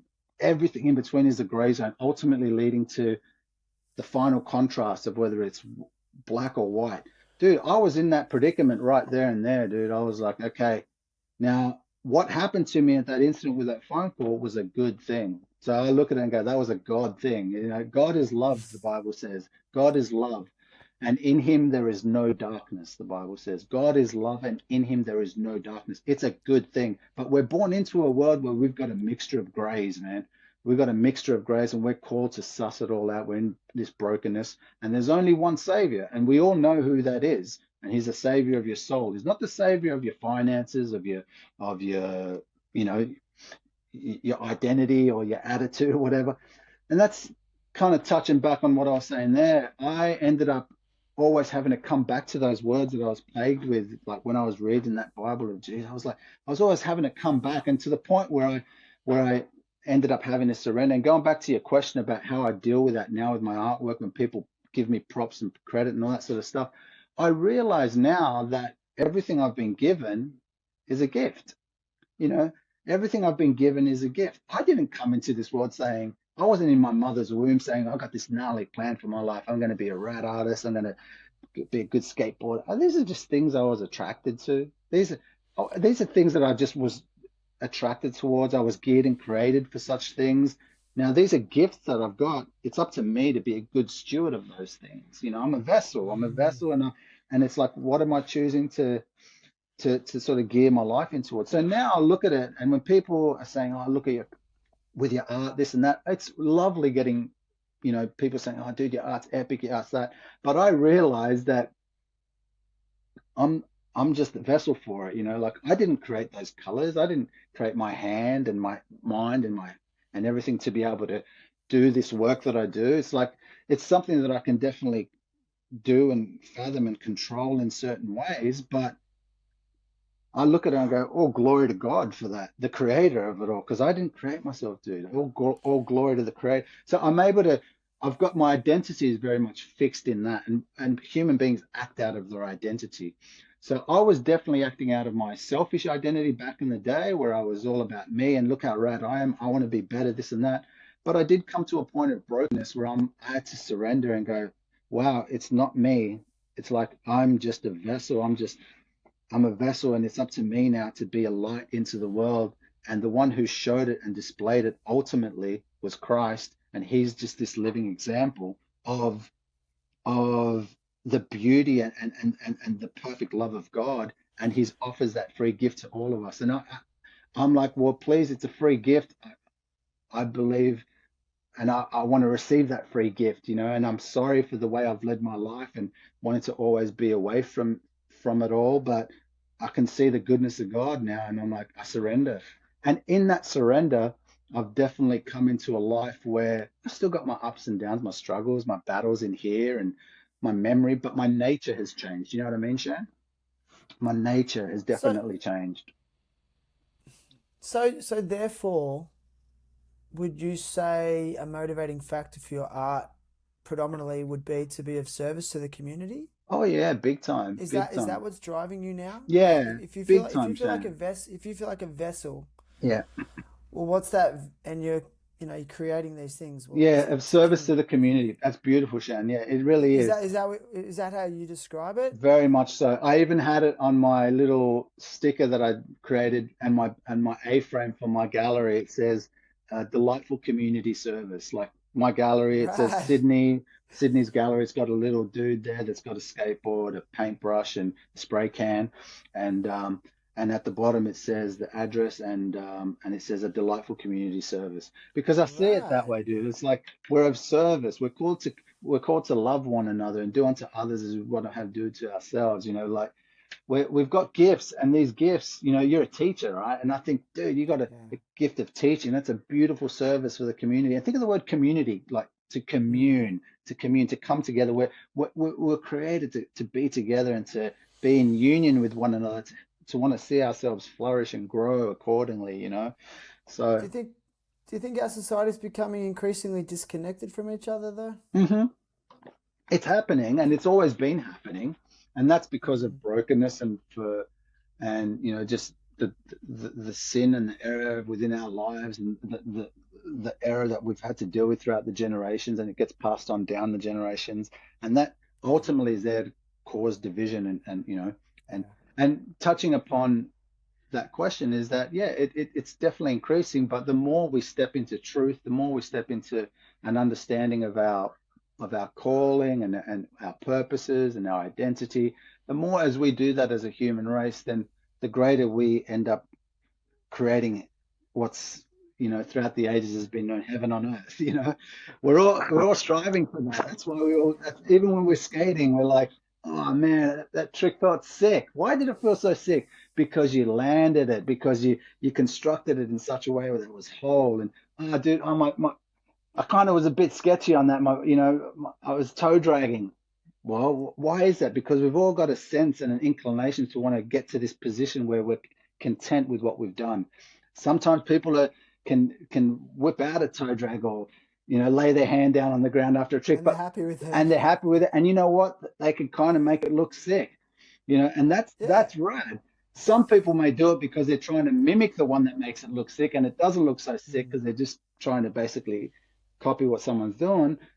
But do you know what I'm saying? Like we're all geared to want to find this sense of perfection, this sense of like completion. We're all geared towards that. Do Um, you think it's part of the human condition, yeah, yeah, definitely. striving? Yeah, definitely. It's within us that way, and because we've got to battle through pain as well. There's the enemy of it. Going back to the heaven on earth thing, Mm, I'll just tell you a quick story. One of my previous guests, Jeffrey Olson, he's a New York Times bestseller, wrote an amazing book called Knowing. He had a out of body experience, so he had a horrendous car accident, which he was driving. mm, I won't go into the details, but there was great loss in that accident. yeah, right. Great loss, and he died. And then had this experience where he rose above the vehicle and he could see what was going on, and he's in a Mm, ball of light. And mm, the way he tells it's so profound. It's like you just can't not believe him. mm, And then he's there with his wife who was deceased in that accident, Oh, wow. Yeah. and has this conversation. And he said that the biggest thing he learned, that he said it was more real than where we are right now, what we're doing right now. He said, this is the alternate universe. This is the trip. Like, and he just really meant it. And he goes, but, you know, and I had to come back to raise my son. And he said, so, you know, I've come back to this world going, I am actually in heaven now, you know, or hell, but it's our choice, you know. And I was like, wow, I can be either one of those. And that stuck with me. I was like, wow, because this life is it's a trip. Oh, yeah, big time. You know, and that story about, you know, your ex-girlfriend just calling you because she felt something, you know. I mean, you know, because you're a believer, you would say that was God speaking through her, yeah? Yeah, I would say it's, see, God, I look at God and go, God is love, right? But what is love? The perfect love casts out fear. Love in all its fullness is it's an unconditional love. Love is to, you know, to lay your life down for your neighbor. Now, love is, you know, rescuing. Love is, you know, saving someone when they're in danger. Love is a whole lot of different things. Love is emotional. Love is, you know, feels good, etc. This act of what happened there was basically some kid who's about to end his life. I, as a heavenly father, or just a father, dude, you know what it's like for your kid, and I know what it's like for my kid. If I see, I will move the ends of the earth to make sure they will not perish, you know. If I see them in danger, I'm going to do anything to just basically rescue them. Here it is here that I'm crying out to this so-called heavenly father that I didn't really believe in. Remember, this was happening when I was just trying anything in life. I was studying a whole lot of different religions. I'm broken, dude. I was in a relationship with a stripper at the time, and I was like out partying with my friends, getting wasted, doing all that sort of stuff. I was not like doing this so-called God thing. But here I am going, oh, God, I need anything. Help me. I don't, if you're there, do something. Basically, I'm crying out. Now, in comes this in comes this thing that happens. Like, I don't care who it is. I'm going Chico, California. I'm going to prompt something in this girl's heart in order to call this guy who's just crying out to me. Boom, something happens. I end up not committing suicide. Dude, all the way from Chico, California, I get a phone call from a guy I haven't talked to in 6 months. That's a good thing. You know, I just see it as a good thing. It's a loving thing that happened to me. This thing that I can't see, that was this act of kindness, this act of love, it's got to be accredited to something, you know, kind of like touching upon every design points to a designer, every act of love points to a person of love, you know. So and then every act of love points to a person of love. Yeah, That's rad. That's a rad quote, man. and or an entity of love. So love is something, I tell my kids this all the time. It's like love is something you can't see. You can't buy it down the road. You can't buy a kilo of love, but you see the way it works through people. And this thing that happened to me was definitely an act of love. And I think, and then I read the Bible and I go, wow, it says that, plain and simple, it says God is love. And I'm like, oh, wow. So I just go, and God is good. And I just go, that was a good thing. And I subtract the letter O from the word good and it gets God. So I'm like, oh, that's God. That's good. You know, So you studied other religions. Yeah. So why was it Christianity that spoke to you the most, you think? Because was it just the way it was laid out? Like the format of it? No, not at all. Because I wanted to go beyond what I'm reading. I wanted to go, okay, who are these people? Like, who are these people? Okay. Lao Tzu was a human being just like you and I, and he started writing and philosophizing. He shut himself off from society, and he wrote the Tao, the Tao Te Ching. He wrote that. Siddhartha was a man who was born into a pretty well-to-do home, and he started looking at the Brahmin and seeing how they were denying themselves in order to seek nirvana. He went on that journey as well. You know, Islam, Muhammad, all these guys, they're real people that went ahead and did something. Jesus was this person who was born. Now, there's one point of difference which caused all of it. You said, going back to the question and now answering it. All these human beings all come from a mother and a father. They all have their father's blood running through them, except there's a point of difference now with Christ, which makes Christ extremely different to all of them completely. He doesn't have a biological father. He came and was born of a virgin. People think, well, that's a rad fairy tale. That's all well and good. And it's like, whatever. Now, obviously, this is a miraculous thing. I do believe in miracles. I'm the product of one in many ways. But I look at that and go, well, isn't it in today's society, technology does that, right? Like you can impregnate people without what's called IVF. Is that what it's called? IVF? Yeah. Yeah. Yeah. People are being, there's no sexual intercourse going on, and that's technology is able to do that.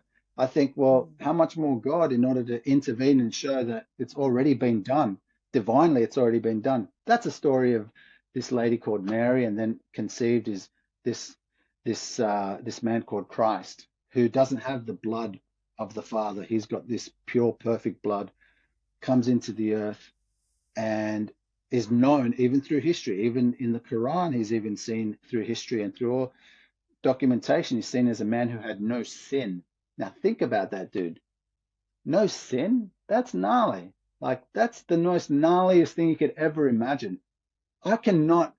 I hear this rad quote from a rapper called Charlene. He says, if you think meekness is weak, then try being meek for a week.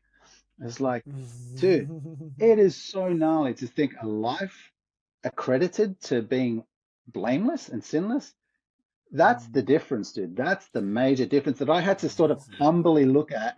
I had to humbly look at and go, okay, there's something about this Jesus dude that's obviously completely different. There's no relation whatsoever. All these guys come from biological mother and father. This Jesus guy comes in divinely. But then, dude, this is the thing, Shannon, that I tell people a lot is that I did have that what's called a born again experience. I had it, dude, a nature change where I just no longer had beef with God and I just wanted to seek. I had that experience and I'm still having it to this day, every day.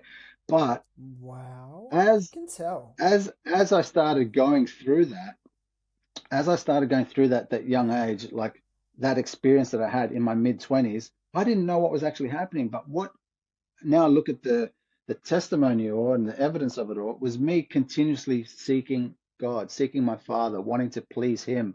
That's what a son does to a father. This is something I've never known really in this real world.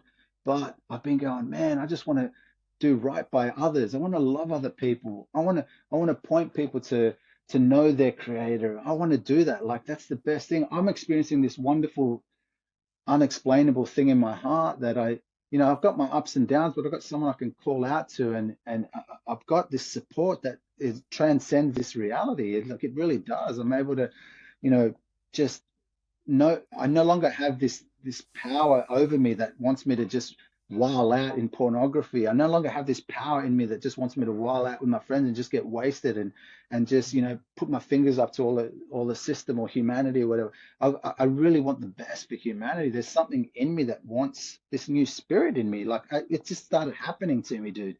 But this is the interesting thing is that in the midst of that Yes. experience, I did not believe that Jesus existed, dude. In the midst of all that, I didn't believe. I had to go hard and realize Jesus, like Jesus the prophet, the man. the man. I was like, what's going on in me? It was kind of like me saying, what's going on in me? I don't even know if this dude was a real dude. Maybe it's just some story. That's some rad story that I'm believing. Maybe I'm just being brainwashed. What the hell's going on? So I had to go hard of what I touched upon before, apologetics. And I had to go in and go into a lot of literature and basically investigating to figure out whether he really So, was who he was and so said what he said. you had to intellectualize it a little bit, Yeah, and because it's not like you've made some rash decision. yeah, exactly. It's like it's been a journey of research and exploration. Oh yeah. It's interesting. I'm just listening to you and watching you, and I see the energy come out of you, and you're mesmerizing and you're engaging.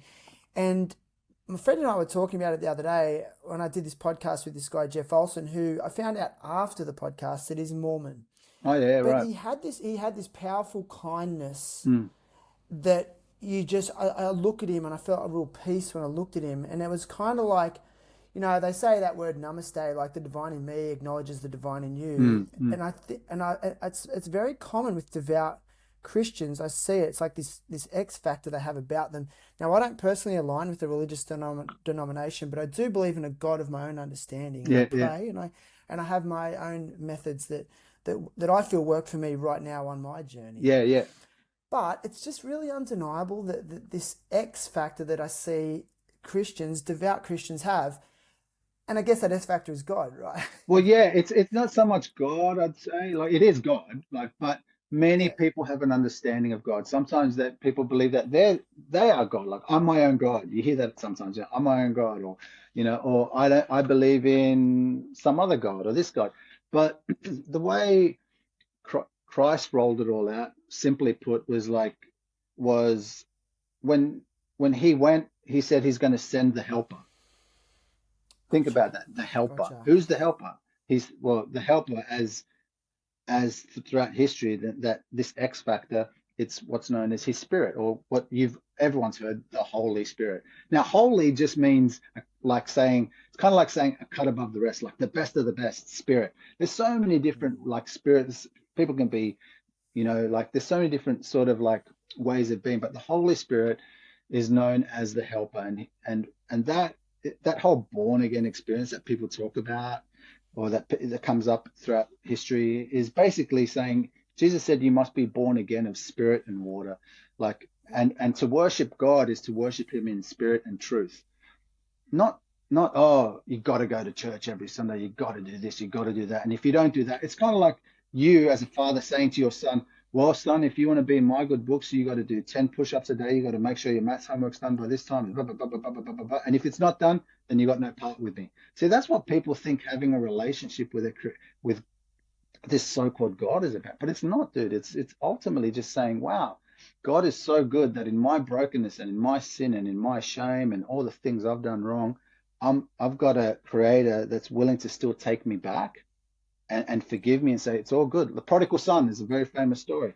To take And him the back, result and the result is inner peace and the for you. result, and the promise is that he'll send the helper, which is the Holy Spirit, Mm. to come into your life and give you that born again thing, which is that experience of just having What's it like? a nature What's it change. like? Well, it's a nature, What's that it's like? a nature What's change. a born again feeling like? Like, did you hit a rock bottom before that happened?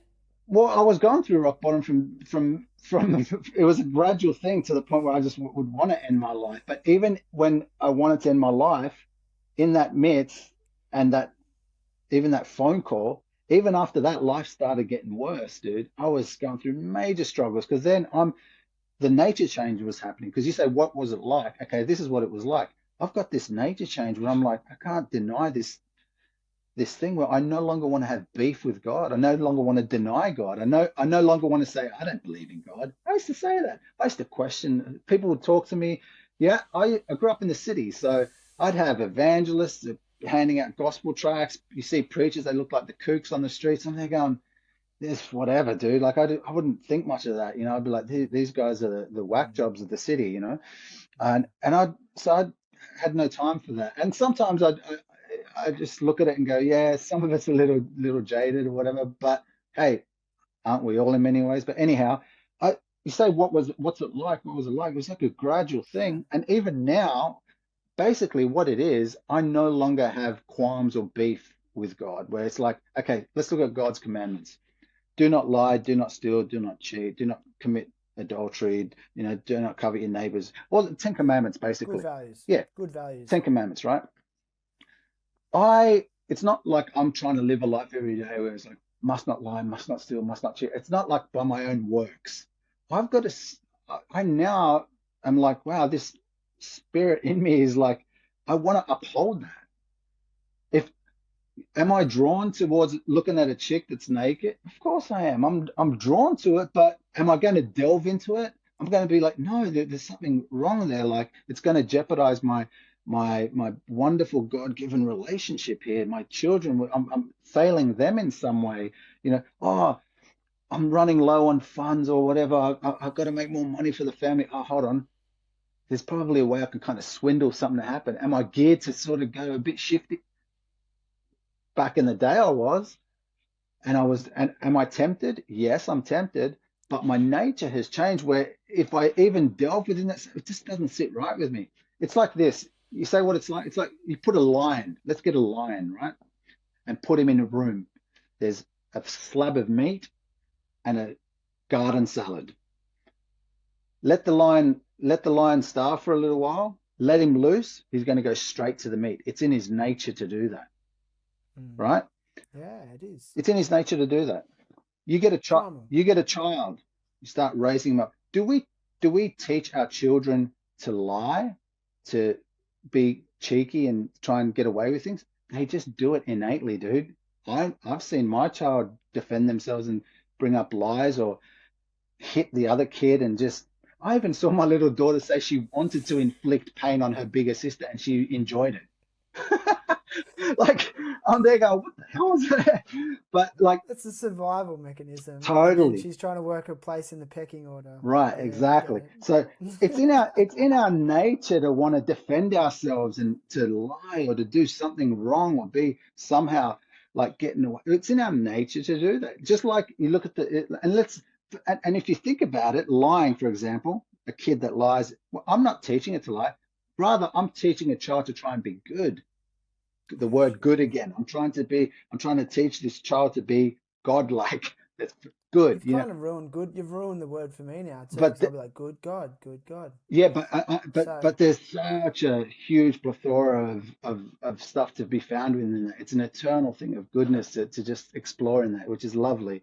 But what I'm getting at is that you end up looking at you end up looking at that lion, and the nature is to just go straight to the meat. The only way I can get that lion to eat that salad is if I was to somehow miraculously get into that lion and change its nature.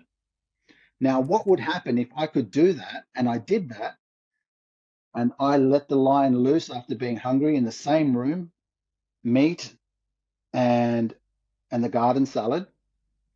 That lion, I've only changed its nature. I haven't changed its memories, dude. I haven't changed its I love memories. this analogy. That I love this analogy. the lion is going to go straight to the meat because that's what it's used to doing. It's just born that way, man. It's just Yeah, what I he know. does. Yeah, He's going to start delving in and be like, oh, hold on, there's something up with this. So it doesn't, but are it you saying doesn't, that then God is the one that can change that thinking towards the nutritious the salad? nature change. That's being born again. That's why Jesus, you Ah, get it? Yeah. So Jesus came to save, to basically destroy sin, the power of yeah. sin, not to eradicate sin. It's no longer gone. And hey, there's no more wars in the world. No, the power of sin in mankind, in the person. It's an individual thing. It's not like this hocus pocus. There's no more work. He's not a genie. God, he's a savior of your soul. He's the one that you cry out to, and he's able to basically eradicate sin from your life, and you now have a new nature change where, yeah, you'll keep on being attracted to the things that you're attracted to, just like that lion being attracted to the meat, but you no longer want to savor that thing and just delve into it and be like, oh, this is good. That's what I was like personally. I know that's what I was like within my own sins. I know that I just revel in it and be like, and then afterwards you feel like, oh, I kind of wasn't, yeah, you feel a bit weird about it and you just get on with life, but you keep delving in. Whereas now the nature change has happened where I still get tempted, but I realize and I get stronger over the years where it's like, nah, I actually prefer the salad. I actually prefer this good life where I'm like, I want to like uphold righteousness and truth. I want to look towards the gnarliest dude to ever live, which is Christ. I want to look towards my wife and be like my wife being like the raddest chick ever that gets all my emotion and all my sexual attraction. My kids, I want to spend time with them and raise them up to be pillars of the community or whatever. Like that's Yeah. that's a nature change. And dude, you look at my history, I did not have that upbringing. So it's a complete reversal of life in many ways. So I didn't realize how gnarly your background was. I mean, from the outside looking in, I kind of got the vibe that you were from a good family and you had a good yeah, upbringing. yeah. It's interesting, isn't it? I think a lot of But no one, yeah, no one realizes the work that you've done to get to this stage. yeah, yeah. I think a lot of people have sort of thought that about me because you create airs about yourself in some ways, but because you don't want to expose all all the pain and the hurt. Yeah, as men as well as people, we want to always show the good side of things. But nowadays, I don't shy away from it either. I don't deny it. I talk about it in the hope to want to reach others, to sort of get them to be able to go, oh wow, there's a story of hope there. There's a story of transformation. There's a story of faith, or there's a story of overcoming, which is why I'm quite transparent about these things when we're in these sort of situations. Like, You're not afraid of ridicule or judgment. no, I'm not exactly no, because I've copped it a fair bit in many ways, especially when I was telling people that I'm a Christian. I did an interview for ASM, and I basically was telling people about God and this and that, and I copped heaps, man. I had friends that just befriended me, that didn't want to be, that didn't want to be my friend anymore. They're just calling me out being a kook or whatever, because now the Jesus do this and that. And I was like, okay, well, I guess they just don't get it. That's fine. I'm still gonna be down for them. I still think they're right. Well, they're not your people. Yeah, not It's that exactly, simple. not exactly, They're not your but I people. definitely, if they're in danger, I'd do my best to want to get them out, dude. Which is why I'm telling them about God. So, and then I'd have, even in the art world, I've had heaps of ridicule in that as well, because I've been misunderstood in many ways, and copped it, and those things hurt. People's opinions matter, because we put ourselves out there in one way, form, or another. But I think the difference is how you're letting those opinions affect you. Are you Yes, based sir. are you allowing are you basing your identity on people's opinions and what they think of you, or are you strong in your identity and resilient in order to be able to utilize that and sort of keep propelling forward? And it's that courage to be disliked is, I mean, these are the traits of successful people. These are the traits of change makers and leaders. Mm. So that's what you are. How did you meet your wife?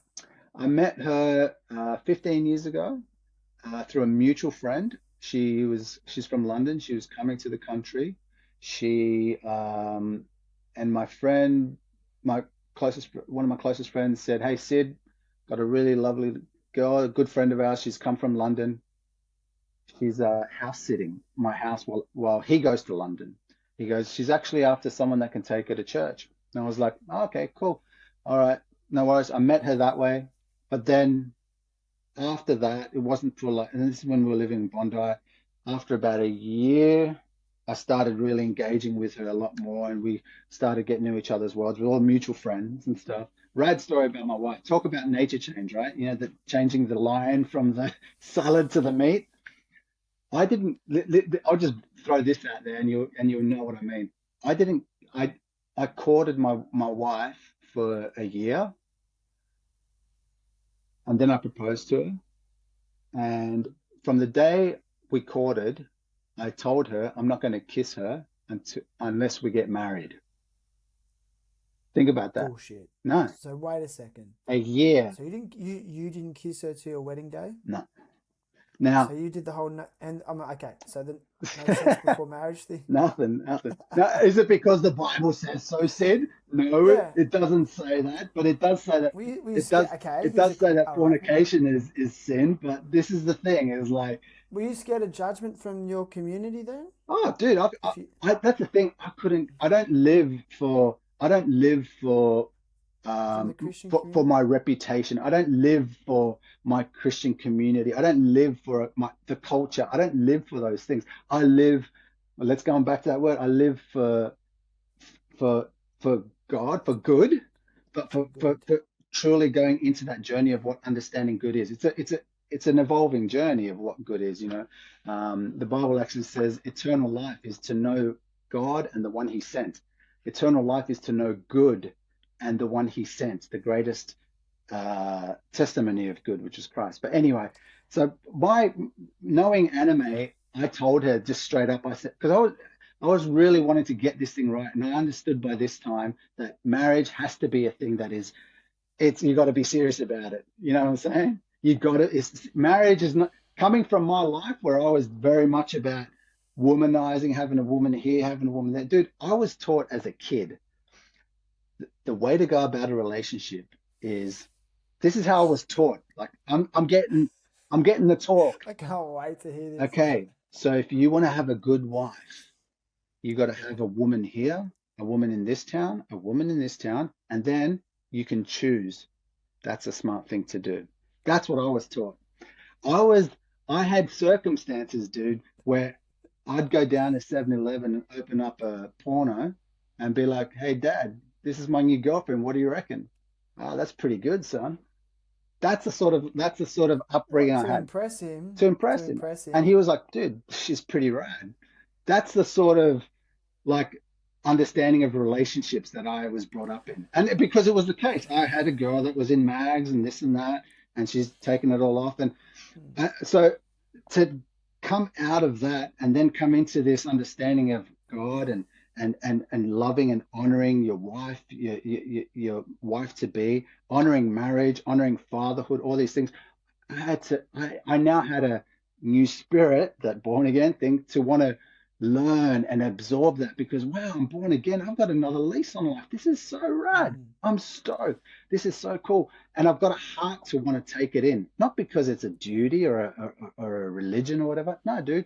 So then, yeah, dude, I told her that day that we told each other we liked each other. I just said, hey, I said, Anime, just so you know, I've committed in my life that I've got to talk to your dad first if I'm allowed to court you. And if he gives me your blessing, then we're gonna hang out and get to know each other, Yeah.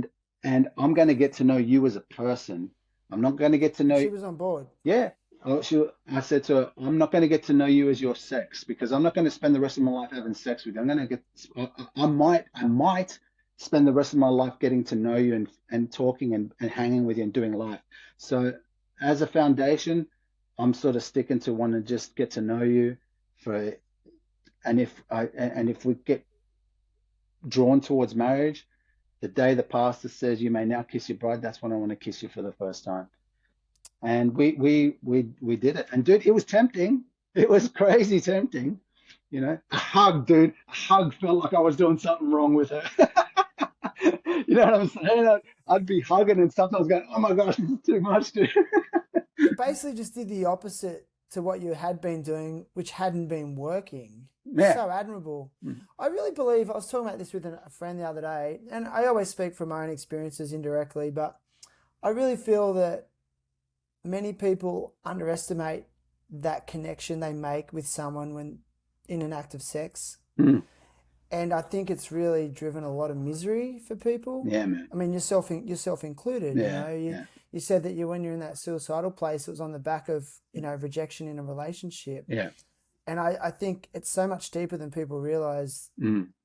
It is. I might cop ridicule for this, but it's because you're making a soul connection with each and every one. Well, you And are. every time that's severed, Yeah, you're left in this really empty, painful place that you have to almost detox from. you are. Like it's a drug. Yep, you're right, dude. And it's nothing to be. And if someone were to ridicule you, it's simply because they're wanting to stay within their own understanding of it. Now, if you break away Yeah. from your understanding of it, what you're saying hits the mark in many ways because what you're doing during the act of sex is why do we get naked?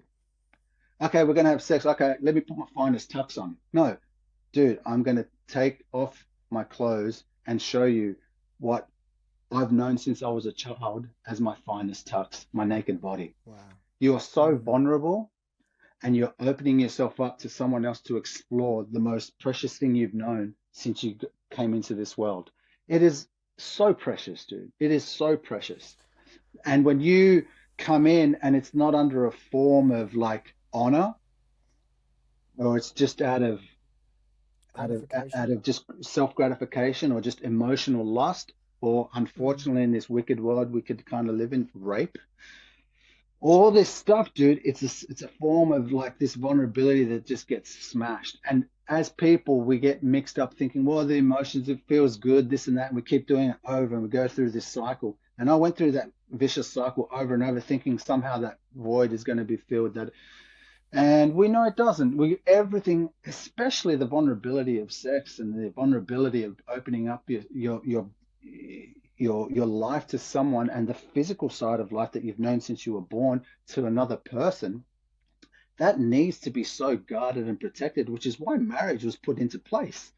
God is a good God, and He puts that into place so it could be honored, because God is a God of love who doesn't want brokenheartedness. So there's things put into place in this world to guard brokenness, to guard pain and tears.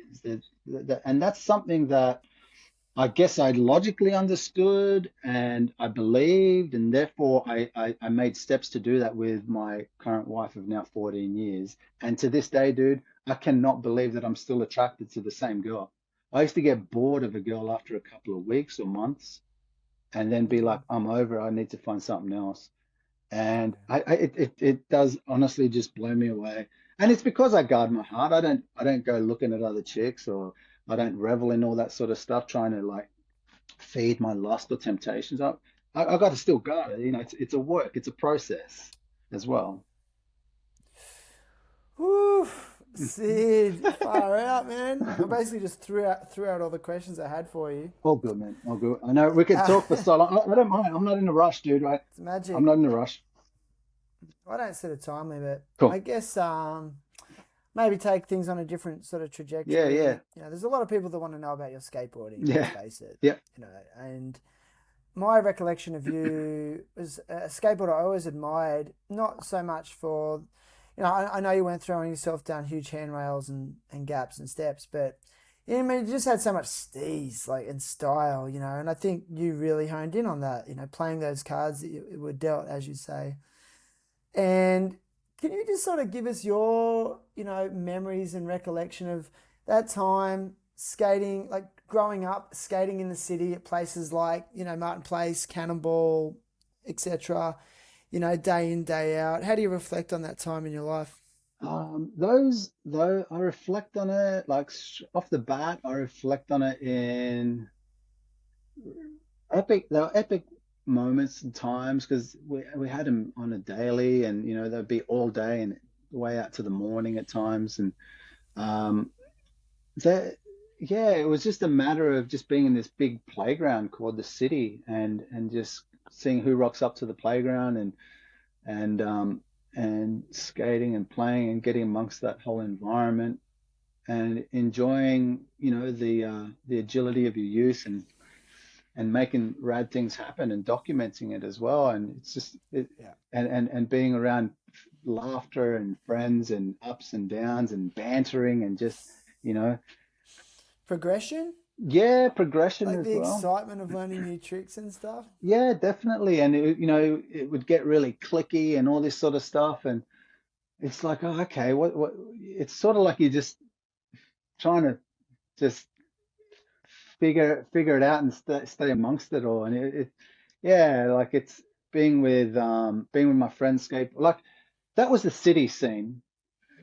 Whereas before that, I was very much in the scene of like Rockdale, Hurstville. I heard you mention Kemp Field in Darren's podcast. That used to be my local. Kemp Where? Kemp Field in Alloa Bowl. Oh, yeah, Alabama. Yeah, Yeah, Kempfield. yeah, that was my local Was there. that your local? Yeah, yeah. Yeah, because you grew up in Rockdale, so it wouldn't have been far from Dude, there. we used to skate. I used to skate all the way to Alloa just to go skate Kemp Fields. I grew up, seeing all the boys there, like Glenn Robinson and all the guys down at Skateboard World were guys that I really looked up to and was fascinated by. I wouldn't talk to them that much, Yeah. but I was just like, oh, these guys are the gnarly dudes here. A lot of the Olds a lot of Park. the Nulla Remember boys would Olds come. Park? Olds Park as well, that rubber ramp with a big fat coping, all that. Yeah, that was all that local sort of area. And yeah, I met a lot of guys there that I ended up continuing to skate with throughout the later years as well. When did you get your first sponsor? I What was what what company was it? That was through it was Neighborhood from LA, Tracker, A1 Meats, and Etnies, and that was through Wow. Q-Day Distribution when I went up to Queensland. Mick Ewan had just gotten sponsored by Chapter 7 through Mike McGill, and Mike McGill had Huge. seen him at a demo, and Mick just did a switch front 360 ollie on flat, which is back then, we're talking 90, maybe 94, 93, maybe, I don't know. Yeah. switch front 360 ollie on flat, like that wasn't done. And he did one in front of McGill, and McGill spun out and was like, dude, who are you? And basically said, we got to hook this guy up. So he got sponsored and this and that. And he came back to, he came back, because he lived in Rockdale, Brighton, Sands as well. And I remember him talking how he got sponsored and stuff. And I was like, man, that's awesome. He got sponsored. This is so good. But in my head, I'm going, I'm just skating where I'm skating. I got to go buy my boards. Nathan at Surf Dive and Ski in out of the bin bucket, the cheap boards. I used to shave them down with a file to a 7.5 and snap them that day. Did you shave him down? Yeah, because all the cheap boards were wider, and I wanted to shave them down. But the moment you shave a board down, you're shaving down all the concave. So now you just got this flat piece of wood that just kicks up on both ends. And they're snappy. I remember I'd be there for hours shaving them to the shape I wanted. Then I'd take a big trip. I remember taking a big trip out to Curl Park and learning switch tray flips on the mini bank. And I just got there and I was learning switch trays and then snapping it on like the third try. I'm like, I just went from Rockdale to Just traveled. and then having to walk back to go save some money to try and get another. Yeah. And then anyhow, Mick Tommy, who was sponsored, inspired me to just go, dude, I think I've got to go do it too, man. I'm skating. I knew I was skating really well. I was confident about my ability to skate. So I said, I'm going to go to Pizzy on, I think I had $100. I'm going to get a bus, go to Pizzy. I'll live off Maggie noodles and I'll get the cheapest hotel I can find. And I'll rock up to Pizzy and I'll skate. And I know that if people see me skate, I'll create some sort of like stir. So then I skated at Pizzy, and then the next day, word got around, and Jamie. But who'd you run into? Chad Barty? Yeah, well, they all rocked up because they'd heard about this dude from Sydney that had come up. So I was confident in that, and it happened. And it was like Jamie Barty rocked up, Chad Barty, Al Boglio, Christian West, Dion Kovac. I think Seb Steele was there, maybe Marty as well. So all these boys rocked up, and they were sort of just like, there wanting to check out my skating and stuff. And then Jamie came up to me, and then all the other boys were sort of behind Jamie. And Jamie's like, "Oh, hey, dude, you skate really rad, man. How would you feel? Does anyone hook you up?" I was like, "No." He's like, "Oh, how do you feel about, like coming down to our factory? I run all these brands, blah, blah, and we could look at sorting you out." And you achieved the objective. Yeah, and that was like That's amazing. It was like the second day, and I was like, "Dude, this is sick." I was like, he hooked me up with like neighborhood boards, which I was so down for because I'm Latino as well, and neighborhood, I just thought it was the sickest brand. And then and then like basically the next day I've gotten there and I've got all my skateboarding stuff sorted out, and I was like, "Dad, it happened." I was so thankful. Yeah. So I guess it's safe for me to say that you developed some pretty deep connections with some of those people you mentioned. I'm thinking about like Al Boglio, Dion Kovac, and I know you're very close with Davo and Steve Tierney. And tell us about the board brand you guys brought out as a crew, Class, or was it CLS? CLS, yeah. So I'll quickly just answer the question you said before. It was like, when did I get sponsored? That was around 20. I was around 20 years old. That when that. So it would have been 90. What are we talking here? Early 90s? 93? Yeah, I'm 49 now. Birthday's in September, so I'm 50 this year. So yeah, I don't know what that would be. Yeah. Dude, you look well. Thanks, dude. It's amazing. Yeah, I'm glad I do because it's happening. And skating and still skating regularly. Well, I've taken the biggest break off skating that I've had in a long time. I think the last session I had when I got to Brisbane was I think the last good session I had was about 8 months ago because my knees are extremely bad. So I have to get on a different program now. I'm about to get on a whole new program to build my muscles up to compensate for my crazy knees. But yeah, CLS as a company, Class was birthed out of Mick Ewan, myself, Phil Mackey, Michael Davidson or Davo, and Steve Tierney, where basically like to this day, we still have our own little chat group and everything. We're just like 5 bodies that just were drawn together. And we all had something in common. Obviously, we all come from, like the Sydney area, but we just gelled together and we were wanting to progress the same way. We were all sort of we're all attracted to the same type of skating as well.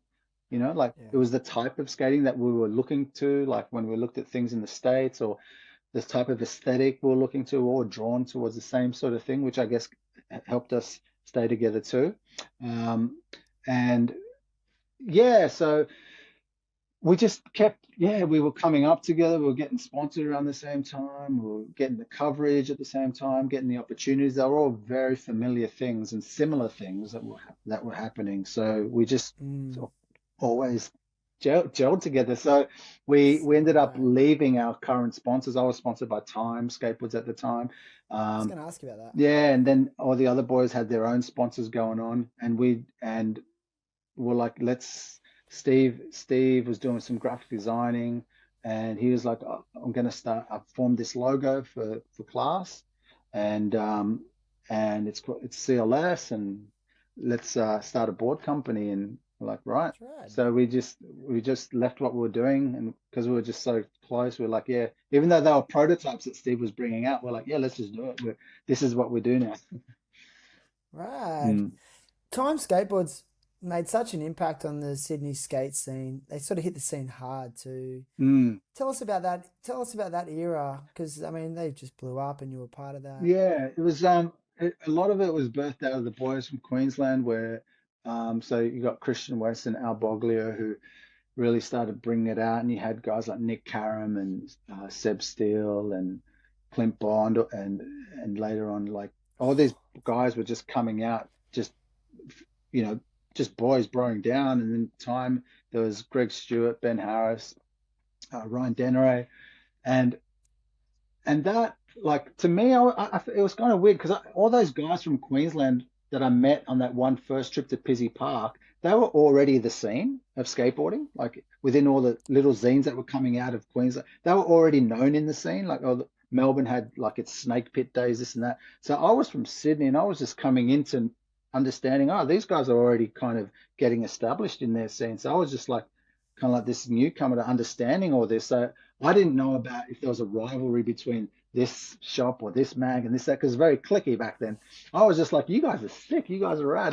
You're from Melbourne. You're from Queensland. You guys are rad. I reckon, I want to be mates with you guys. You're just sick. But through the years, I found out there was little things going on here and there, little thing. And I was like, whatever with all that.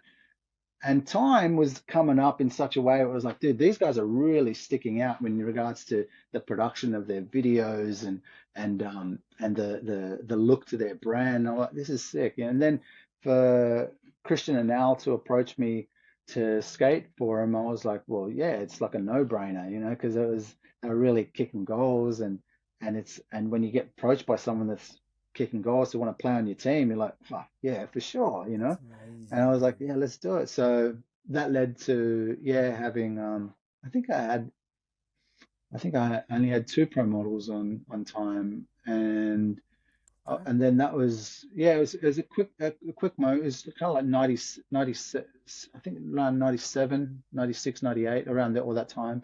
And then and to be in the videos and to be alongside Andrew Curry, who's always been one of my favorite skateboarders, and Same. and he is pretty much one of the greatest all-round skateboarders alive.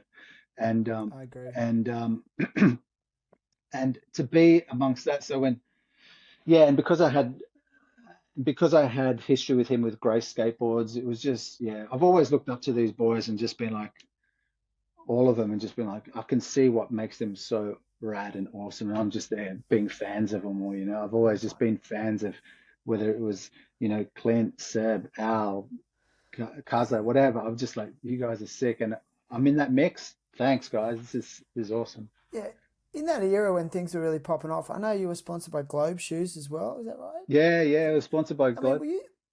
were you sustaining a livable income from skateboarding at any stage? I had to. So you were. I was, because that's all I was doing. Because I Wow. like, That's so but it hard. was, but it was hard because I was just skating, and then if I did work, it would be part time. But I made sure that what I was working was somehow affiliated to skateboarding, but it was part of the contract for me to work at Surf Dive and Ski, because Surf Dive and Ski were my sponsor, and I needed more money because skateboarding doesn't, always pay the bills.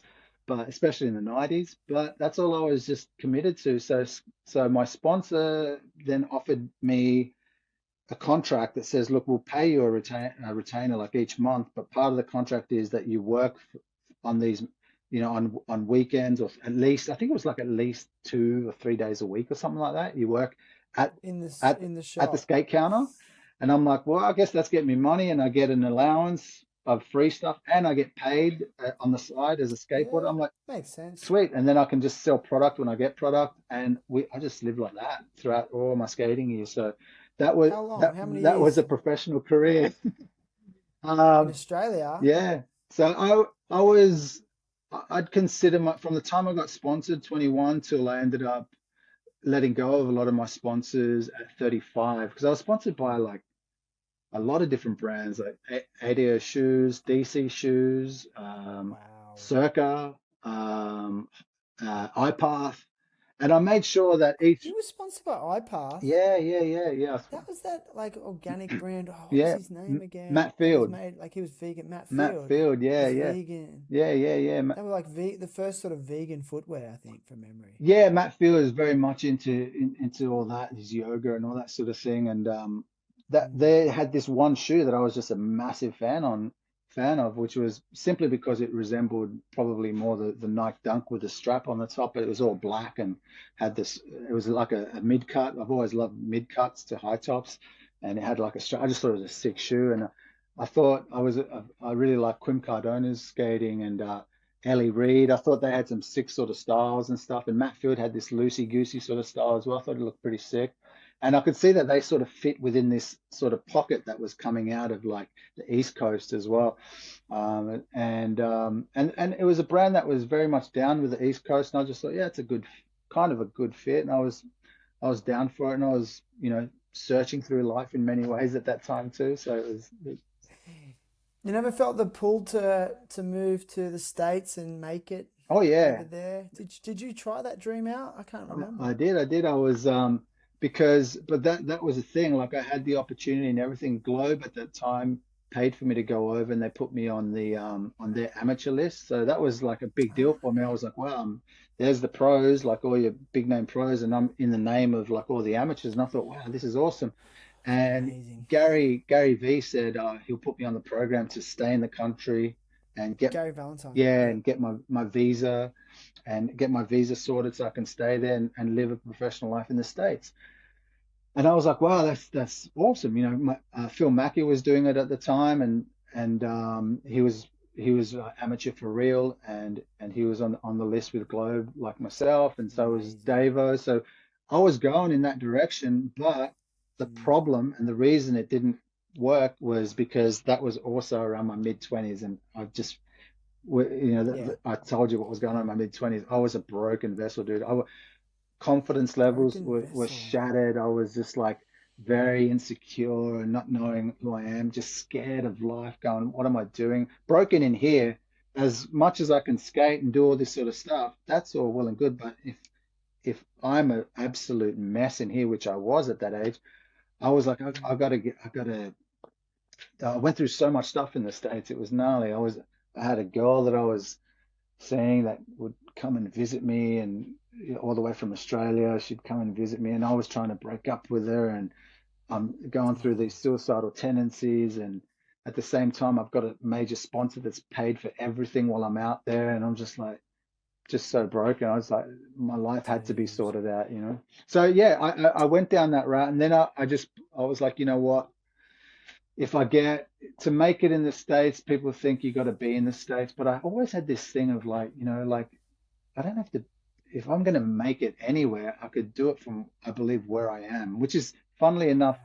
born and raised in Sydney. I came to Brisbane a year ago, and people are like, why Brisbane, dude? And I'm like, I love a challenge. I love stepping back and going, you know what? There's more space here. I have the opportunity to buy or build a home.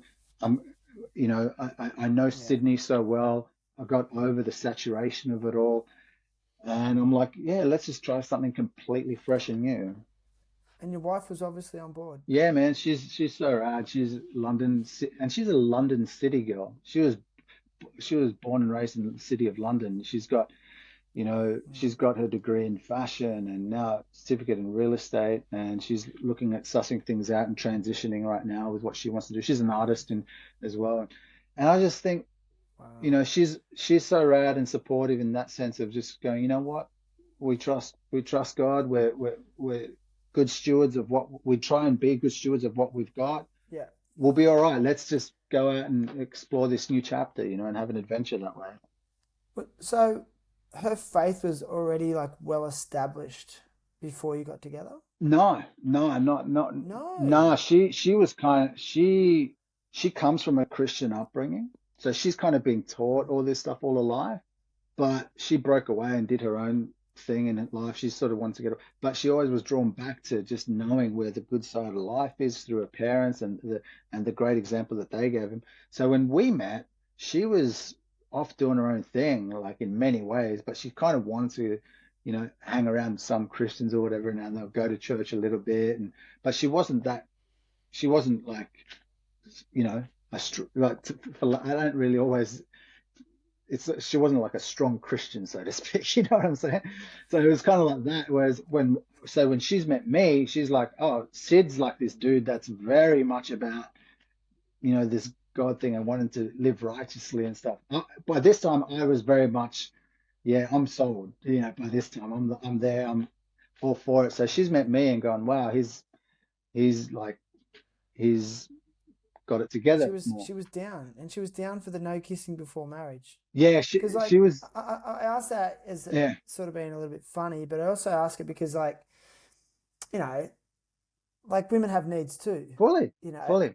and so like it would have been a struggle for her. Yeah, definitely. Then that's where that's what I said to her. Look, I'm willing to do this, not because of. I really don't like it when people get the impression that, oh, if you're a Christian, then you can't have sex before. It's not. Dude, like church, all that sort of stuff. It's about broken people. The reason people go to church is because they're broken. They want wholeness. They want, like, it's just like going to a gym. You don't go to a gym and everyone in the gym is like fit and toned. And dude, you get people that are so overweight and just like, people go to church like, oh, I don't like this church. It's hypocritical. There's like, there's so many hypocrites there. Yeah, It's just like going to a gym and going, yeah. are you going to call the overweight person a hypocrite for being at the gym? No, man. They're trying to get their life sorted out, dude. You know, Yeah, I've heard that. I've heard people say, "Oh, churches are just full of like head cases and stuff." It's like, it well, yeah, is. like they're exactly where they need to be. Exactly, dude. And I Yeah, know right. I know in my brokenness, I'm not going to be some prideful dude that says, no, I don't need that stuff. I've got it all together. I've got it all together. Believe in yourself. The world says, believe in yourself. You can do anything. It's like, dude, if I believed in myself, I'd be dead by now. Like I need guidance. We all do. We all come from a sense of brokenness. But anyway, in saying So that, that's the surrender. That's the surrender then that true Christians talk about. You're yeah, in a surrendered state, yeah, because you realize true greatness.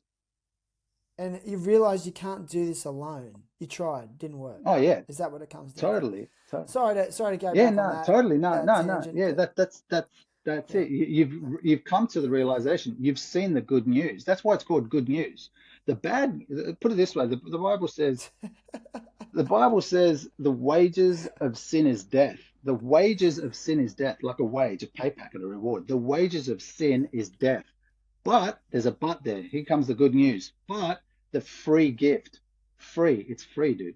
But the free gift of God yeah, dude. But the free gift of God is eternal life through Christ Jesus. That's why Jesus said, I am the way, I am the truth, I am the life. No one comes to the Father unless they come through me. He's just setting it I've straight. heard Christians. He's just, I've heard Christians say that a lot, like eternal life, eternal life. yeah, So you're referring to the fact that when your physical vessel dies, yeah, your spirit will live on in another place. yeah. And why? Well, where's the evidence for that? That's a whole lot of crap. Dude, there's evidence everywhere, dude. This is the other thing that boggles my mind as well, that the evidence for eternity is everywhere. Okay, what's the symbol for eternity? What's a basic symbol for it? There's a symbol, I've seen it. It's like The I the don't know, figure eight, right? the figure eight. Yeah, Yeah, or a circle, right? A circle, yeah. no beginning, no end. Have you ever looked at everything in this world and go, wow, everything is let's look at this, for example. Okay, this is a phone cover. Where's the end of the phone cover? People say, oh, it's just there. But no, it's not. It goes here and then it comes back round to the beginning, just like this way. It's a full circle just squished out into another shape. Everything, dude. This is not the end of my hand. It just comes back around. Full circle. It's a symbol for every, like even the Bible says, like creation points to the creator. Like you look at the world and it points to the fact that there is something else out there that people like to say, well, Christians refer to it as God, etc. But what I'm saying is eternity is so evident. If this came from the figment of someone's imagination is something. Now, if I burnt this thing and completely burnt it, it's going to turn into something that you can't see and go out into the atmosphere. It turns into something else. There's evidence for eternity and things continuing everywhere. Like when you just look at it logically, I'm just speaking about logically. The evidence is there. So when you say, do you believe in the fact that when you die, that yes, this spirit in me that's animating this fleshly body is a spirit in me. But when you're dead, it's gone. The life is just gone. But it's obviously gone to something. There's evidence around us everywhere. Like evidence demands a verdict, okay? Like evidence demands a verdict. Evidence demands a verdict. Yeah, evidence demands a verdict. There's a Mm. great book called Evidence Demands a Verdict, actually, which touches upon the apologetics of Christ and all that sort of stuff. But it's true, evidence demands a verdict. So when you look at the fact that the evidence for life is that I'm animated somehow in this fleshly body, and then when it zaps out, I'm pronounced dead. The Bible does say, like to basically, it's paraphrasing, but to basically depart from this earth is to be present with the Lord. Like now, and then after death comes what everyone sort of creeps in their conscious is like this sense of judgment. I was like, whoa, okay, deeds, something's going to happen. We're about to enter into this new realm. Death is a great awakening if you think about it. It really causes you to wake up to like the reality of life and go, we're all going to face it. Now, what next? People Yeah, try and deny that's it. what. Mm. Mm. I learn a lot of funerals. Unfortunately, I mean, unfortunately, it's a circle of life. But funerals over the years have become. We all have to go to numerous funerals in your life, Yeah, and they're now when I sit in those funerals, I'm actually analyzing them much more deeply than I ever did. mm, mm. You know, Yeah, man. and Uh, because it's just teach. Yeah, yeah. sorry, No, I was go. going to say it's a wonderful thing. Like it's a It it's a is. sad thing, but it's all faith, really. If you think about it too, it's faith as well. Like faith is the substance of things hoped for, the evidence of things not seen. Faith it's an unseen realm, but you hope. It's faith is the substance of things hoped for, what you're hoping for. Yeah, It's the evidence of what you can't see, like skating. Oh no, I yeah, believe I'm going to nail this trick right now. Says who? Where's the evidence, dude? Oh no, I just believe it. I got this faith for it. And yeah. yeah, Yeah, faith is a crazy thing, It's and I think people are so scared to.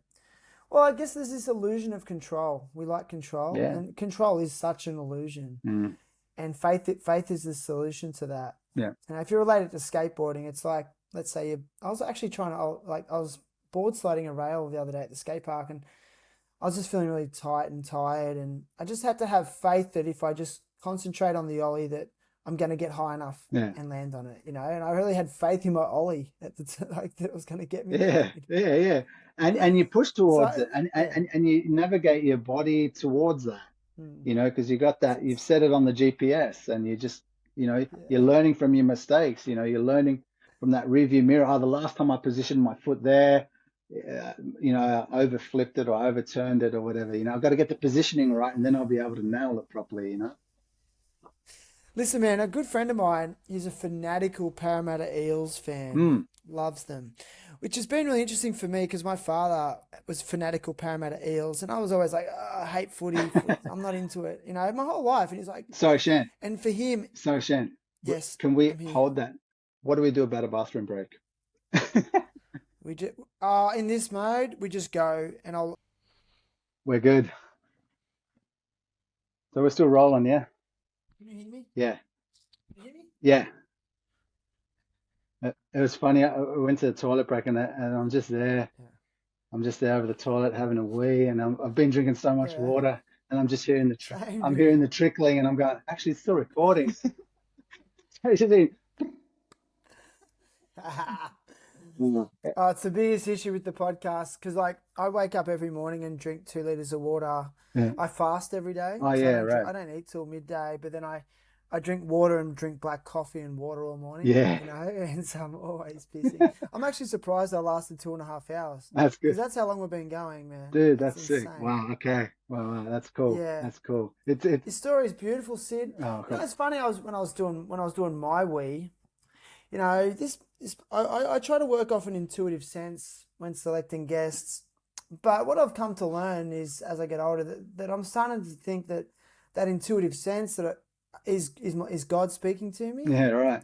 and I'm coming to more of a place of acceptance Yeah. with that. If Yeah. that I don't know, I feel comfortable enough to say that to That's you. rad. That's so rad. Yeah. Because just the things that you're saying and the messages you're putting out there, I know are going to resonate with people. They're resonating with me, Mm. like in ways that I don't even want to. I'd like to talk to you about more in private, Yeah, for if you sure. don't mind. Yeah. But Yeah, for sure. yeah, Yeah, but definitely. to get us back on track, Parramatta. my friend is a fanatical Parramatta supporter, and it's really funny. My father was, and now my father's passed. Mm. I'm kind of seeing it like this is really strange, but I'm kind of seeing Parramatta as like my connection to my father Yeah. now. Right. Okay. Because he loved them his whole life, Oh, loves right. them. Yeah. Like, Yeah. I never understood it. Probably just like how he never understood why I love skateboarding. Yeah. And now one of my best friends is right into it, and he sent me some photos of some amazing murals you did for the NRL, Yeah. specifically Parramatta. Yeah. Tell us the backstory behind that. I was approached from a friend of mine who owned a business, and on the side of the wall was a great open space in Redfern, Chippendale, just alongside Everleigh Street, and um, so yeah, between Cleveland and Everleigh, and there was this big wall there, and it's obviously still there, which is what kicked off the main murals. But he said, "Oh, hey, South Sydney Rabbitohs have approached him about utilizing that space to paint a mural, and he thought that I'd be the dude for the job." So that was the first NRL mural was that basically rattled off all the rest of them, and that was the Greg Inglis one for the South Sydney Rabbitohs. And so that one I painted. That one took about 3.5 days, I think. And then after that, I ended up getting Cronulla. I did Cronulla in Cronulla. There was Leichhardt. I did Benji Marshall. The Cronulla one was Andrew Eddinghausen and Paul Gallen. And then Wow. Leichhardt was Benji Marshall. Then I did in Melbourne, Rob, Richmond. I did Billy Slater and gosh, Cameron Smith. Yeah, so it was interesting because I haven't been into the footy world really. It's just something I was never into. it's random. And if Yeah. anything, footy to me was like my brother's been into it, my older brother, who was like my father figure. He was the dude who was so into football and sports, like heavy. He was a big St. George supporter, and I was never really that into it. And funnily enough, I ended up having gnarly experiences with the football, what I ended up relating to football. Like I had my jaw, I got assaulted and had my jaw broken, busted when I was 14. And basically, I remember the board I had, it was a Gons, had a Vision Gons. I was 15 years old or 16 or so, had a Vision Gons, the one with the graphic. Was it a Vision? A blind? No, it was a blind Gons when blind just started. Blind. And so it was a blind Gons with all the characters like it was a horizontal graphic, and all the Gons Yeah. characters lined up. There was about 4 or 5 of them, and anyway, I had one of those, and I remember walking back from picking up my girlfriend, walking back home in the middle of the day. It was like 3 in the arvo, and these two dudes just came out saying, you were What? paying out one of my friends here, blah blah blah. Long story short, they whacked me hard from behind. I turned around to fight him with my board. As I've turned around, my jaw just sort of stayed there. My jaw basically stayed where I was from turning around because they'd broken my jaw completely, and my jaw sort of just flew down. And funnily enough, what I'm getting at with football is that these two dudes were, one of them was like I think he was a reserve player for St George. I ended up seeing him about 2 years later on the reserve bench in a St George game and pointing him out to my girlfriend at the time, and she went gnarly at him. I was like, hey, forget about it. It was years ago. And she was saying, oh, you're the dude that did this. You're a freaking coward. Blah, blah, blah. I'm like telling the girlfriend, chill, it's okay. It was so weird. Like that was like a reference to like whenever I thought of like football, it was like I had this thing of just dudes that were sometimes overly aggressive or whatever. Even at school, all the footy heads at school were always like some like really overly aggressive dudes within Yeah. their group, you know. But Yeah. individually, it was a whole different ball game. But but as a group, they were always just proclaiming strength, and I found it really funny that you can proclaim strength within a big group on one person.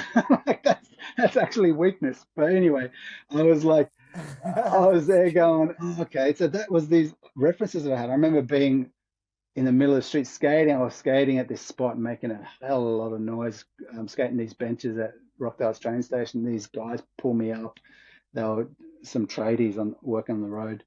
One of them was one of the big footy players at my school that I remembered him for being this big footy head, and he Mm. just stood back while his other mate came out and grabbed me by the throat and was threatening to like just do me in for making too much noise at skating, but really going off at me. And I remember seeing this dude behind him. I'm going, I know you, man. We were at school together, and you're just standing there like not doing a single thing. And I remember, and it's funny how like what I'm getting at with the footy murals is that I was totally like I didn't want to have I was like, no, I just skate.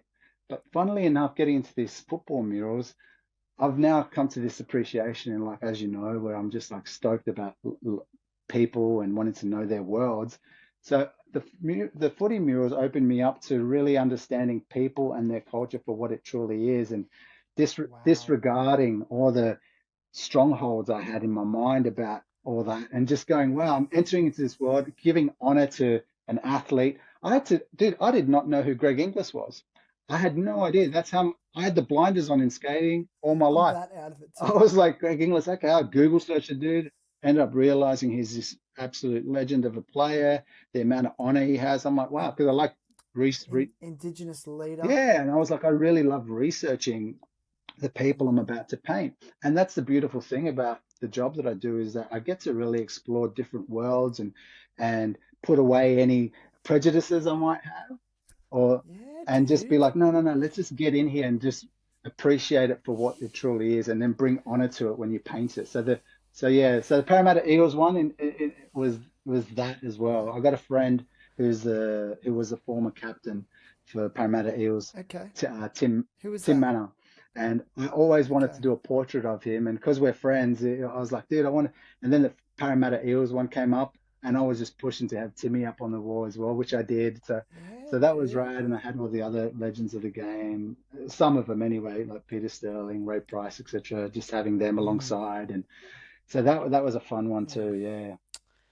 Yeah, so you made your peace with the footy. Yeah, You made the peace. yeah, That's so that little cool. broken kid that was just pissed at football. Yeah, it's special to me too because my father took me to the first ever Parramatta home game at what was dubbed the New Stadium back in 1984, I think. Yeah, And it was, in the heyday of like Peter Sterling, Brett Kenny, Ray yeah, Price, Eric Grothe yeah, yeah, Senior. yeah, And I remember as a little kid, and it was such a special moment for my dad, and me to be part of that. yeah. And it's this lifelong memory I'll have. And so by default, like again, I'm so out of touch with footy. Personally, never even liked the game. I Yeah, just was like, it's a two-dimensional game. It's a one-dimensional game. It's so boring. It's yeah, just like one strategy, like run the ball up, yeah, yeah, pass it wide. yeah, yeah. It, Anyway, it's so it's it's cool. yeah, it is cool. It's like I've the cool thing that I ended up loving about all those murals that I did, they became some of my favorite murals because Yeah, Really? because the people that I would meet and the banter and the feedback that I'd got was just awesome. I'm there going, wow, it's really rad to appreciate this whole different culture that I've never been a part of and see how much pride they've got around it. And you know, people would tell me, oh, dude, that that South mural you did is awesome, but I hate the team, but dude, that mural is awesome. Like they're so Right. into their other team, whether it's Parramatta or whatever, but they're looking at this football mural and going, dude, so Dude. they're in love with the game. It's kind of like us as skaters going, oh, there could be a Yeah. rad portrait of someone. We may not like that skater, but you know that that's about skateboarding. So therefore, you're like, it's sick anyway. It just breaks down a few like Yeah. prejudices that way too. I love your Cheeto Vera one. Mm, The one you did for mm-hmm, Ruka. mm-hmm. Oof. Yeah, that was a Are fun one. you like, so he's Ecuadorian, Yeah, yeah? yeah, yeah. So do you feel the connection there, or was that like a contracted job for you? Yeah, kind of. Like I'm with Ruka as a brand. Like I'm one of their advocates. So Hmm. so yeah, when they asked me about doing something with Cheto and they knew that I was Ecuadorian, they're like, "Oh, this is a cool little thing to So do." And rad. I was like, "Yeah, look, I'm not I'm not a UFC fan of sorts. I'm just like, but the fact that he's Ecuadorian doing his thing, can understand a lot of his culture, and they want me to paint a mural of him. Like, this would be sick." So got to paint the Oh, mural and then reach out to him and just tell him, "Dude, look what I'm." oh, you spoke to him? Yeah, like just saying, look, dude, what we're So doing over. He cool. was like, oh, stoked, and the fact that he knows I'm Ecuadorian and this and that, with there's just that little sort of common little grounding or whatever. And Did he like the final oh product? yeah, Did you get any feedback he from was him? amped. Yeah, yeah, he was so pumped with it, and he put it up on his Yeah. Insta, and it just so many people around the world just loved it, and He's it was very well really loved in cool. the UFC. Yeah, yeah, Mm. So you actually had me in tears this morning as well, and this is what yeah. art does. You had a reel of the Jason Lee Oh yeah, portrait you drew, and then you mixed it with the song from Blind Video Days, the Knife Song by yeah. Milk, That's right. which is funny because I didn't even know this, but that band that wrote that song is Jeff Tremaine Yeah, I is in remember the hearing band. that. Yeah, yeah. And I couldn't even find the song on Spotify. Yeah, no, Like it's not they were just there. Yeah. it was just that they made it, and then how you mixed it with some of his part from Video Mm, Days, and like that song and that skating combined with your picture. Oh, dude, it just took me awesome. back to a place, in my teen childhood, Yeah. and I'm it's amazing what memories are held in your brain, but you forget them, and then something sparks them, and they trigger you. Like you get triggered. I was yeah. Oh, triggered I'm glad. in a really beautiful way. Awesome. That's so good. You must hear that regularly Ye- from people. Yeah, I do because a lot of the paintings that I do or the drawings that I do them because most of them is because I try and see how it touches upon how it's affected my heart and how I feel more akin to want to draw something like Jason Lee. Like I was like, okay, he was my favorite skateboarder. One of, we've got so many favorite skateboarders, but he was definitely Yeah. one of the major skateboarders. And the whole, yes, his style and his way of doing things, very tall and very solid on his board, but had a lot of like grace and great aesthetic. And the graphics that went alongside with a lot of the Dr. Seuss ones and the Bible, the gun and the American flag, the Hungry Jack's Burger, all those graphics that I just saw coming out of this one guy that was very fun and charismatic as well.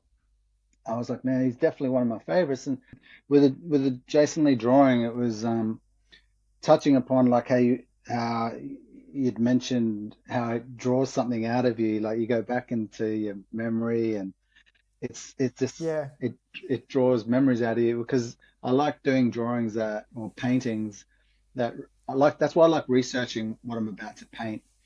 And if I can if it really means something to me, then and I want to paint that, then I guess something is going to come out that's going to touch upon why it matters so much. So with Jason Lee being one of my favorite skateboarders, he yeah, I've just been such a fan of his aesthetic. He just looks so great on his skateboard. And, he's got a very, he's a good looking guy. And when he skates, he's got his body movement's great. Um, and it's just something that's pleasing to the eye. You look at it and go, there's something really very, you're drawn to it in many ways, right? So that's why people would always accredit people like him and say Christian Hosoi to style. And then I'd be like, okay, I'd look at what everything about him. There was the Dr. Seuss graphics, yeah, Hungry Jack's graphics, or Burger King, actually, Burger King, um, all all throughout his blind days, the gun, American flag, all that sort of stuff. All those things meant, I guess, points of references to what I believed was just awesome in skateboarding, and it was coming from this guy that I saw called Jason Lee. And so when I drew him, I was exploring a way of drawing, and I thought I'd draw that. And as I was drawing, I'm like, oh, cool, I'll paint him as Earl from that show. It was called Everyone Loves Earl or something like that. My name My is name is Earl. Earl. Yeah, I never watched an episode of it at all, but I just knew him as Jason Lee in my life, and that was it, as Jason Lee the skateboarder. But I thought I'd Yeah, paint him. I thought I'd draw him as Earl because that's how some people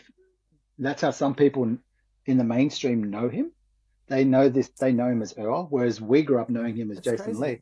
So I just thought I'd sort of change it up that way, and then putting all the music and stuff together was a lot of fun because that's been, we get drawn to some of our favorite bands or some of our favorite songs through skate videos, and then that Oh, was definitely totally. one of them. And when I first saw Blind Video Days, I was in Borkham Hills with I got invited from a school friend of mine, John Mick. He said, "Oh, come and skate with my friends over at Borkham Hills," and that happened to be Glenn Scott, Kerry Fisher. There was Frax or Freckles. There was I think Hank Scott was there as well, and Aaron Brown. Um, Wow. and oh gosh, I'm drawing a short here. But anyhow, yeah, it was a wonderful experience to just be there amongst these other skaters, and they were just all about skating. And they put on the live video and blind video days, and I was like, what on earth is this? This is phenomenal. I remember seeing Sheffy's part for the first time, and that really hit me hard. And yeah, and then we went out skating that day. But then looking at blind video days and always wanting to see Jason Lee's part and just loving every part of that, I was like, man, to draw him would be so cool. And yeah, so as I'd mentioned before we were kind of cut out or whatever, it was like, yeah, so I want to touch upon other skateboarders as well. I've dabbled with Guy Mariano, and I've done some of Gon's. I've done some stuff with Gon's, like yeah, and I've done, but the one I really want to touch on, I would buy a Guy Mariano piece if you do yeah, that. I would sick. buy that. And Yeah, I have to. I mean, I talk about Guy Mariano on here all the yeah, I time. remember Yeah, you felt akin to him being with your upbringing. I heard that on Darren's podcast. yeah. Yeah, and Mm. he's been one of my favorites. And then you got Nardis is the one that I really want to do justice towards. If I do something with Nardis, like because I strongly affiliated with him in many ways because, with my disabilities in skating, I wasn't able to go big like I wanted to. So I started learning how to ollie really big and all that sort of stuff. And in those early years, it was Nardis who was known to have the big ollie. And in my world in Australia, there was another guy by the name of Tony Lopez, who was my best friend at school, who actually could ollie about as high, if not sometimes higher than Nardis, but no one knew him. And Gotcha. but people in Redfern and Sydney, there's people that know about Tony Lopez and another guy, Assad. These guys were killing it. That if you put them into America, we'd be going, oh my gosh, these guys are the best. It's just funny demographic that way. Yeah, Yeah. but, yeah. Yeah, I'm not sure if it got cut off, but so I'm going to ask it again Mm, just in case. So like I said to you this morning, I'm having my morning coffee. I watched that reel you made of Jason Lee with the music and the skating from Blind Video Days, and then combining it with your portrait and the process that you went through to create that image of Jason Lee. And it triggered me, and I felt really emotional, like I was going to mm. cry. I think I even might have cried a little bit. I don't even know.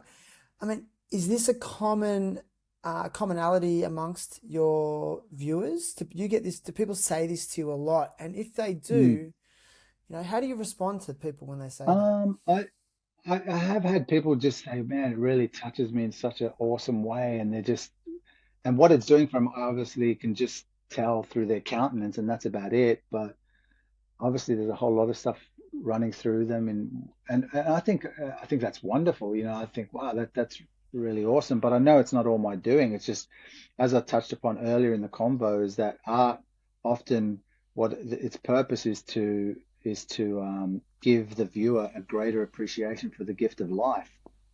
So and the beauty of life and the awesomeness of what life is. And that's what's happening there. Like, you know, say you looking at Jason Lee, it's bringing about something, it's touching upon those, or it's hitting those buttons where you were just like, man, skating's awesome. God, that dude's style. Oh, my friends at that time, oh, I was hitting those spots here. I was doing that. I had this board. I was loving these wheels. You know, you were so enamored with your world and that, and we love who we are. We love who we are as people because we realize we're so precious and we're just brave in many ways out in this open world. So there's a tenderness towards who we are. So you touch when you touch upon that with an artwork or with music, it really brings you back to a very very precious state, and that's a great. It's lovely to be able to do that every now and then. Whether I do it consciously or not, I don't believe I do. It's just an expression of what I'm doing.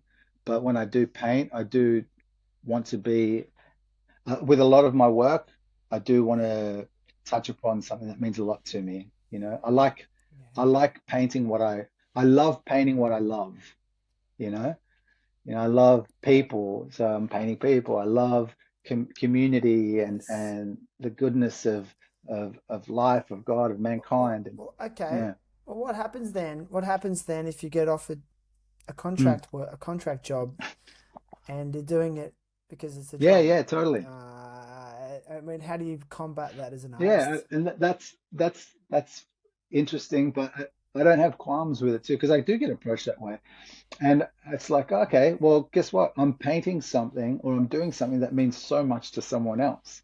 Okay, Service. service. Help me understand what it is you love about that, so I can somehow feel akin to it, so we can collaborate in a good way, rather than just going, I'm not. That's not my. You know, I'm not down for that. I'm not going to do it. No, I go, I'm a skater. I'm this. I just do that. I don't want to put those pride barriers up. I'm like, okay, show me about your world. Tell me about rugby league.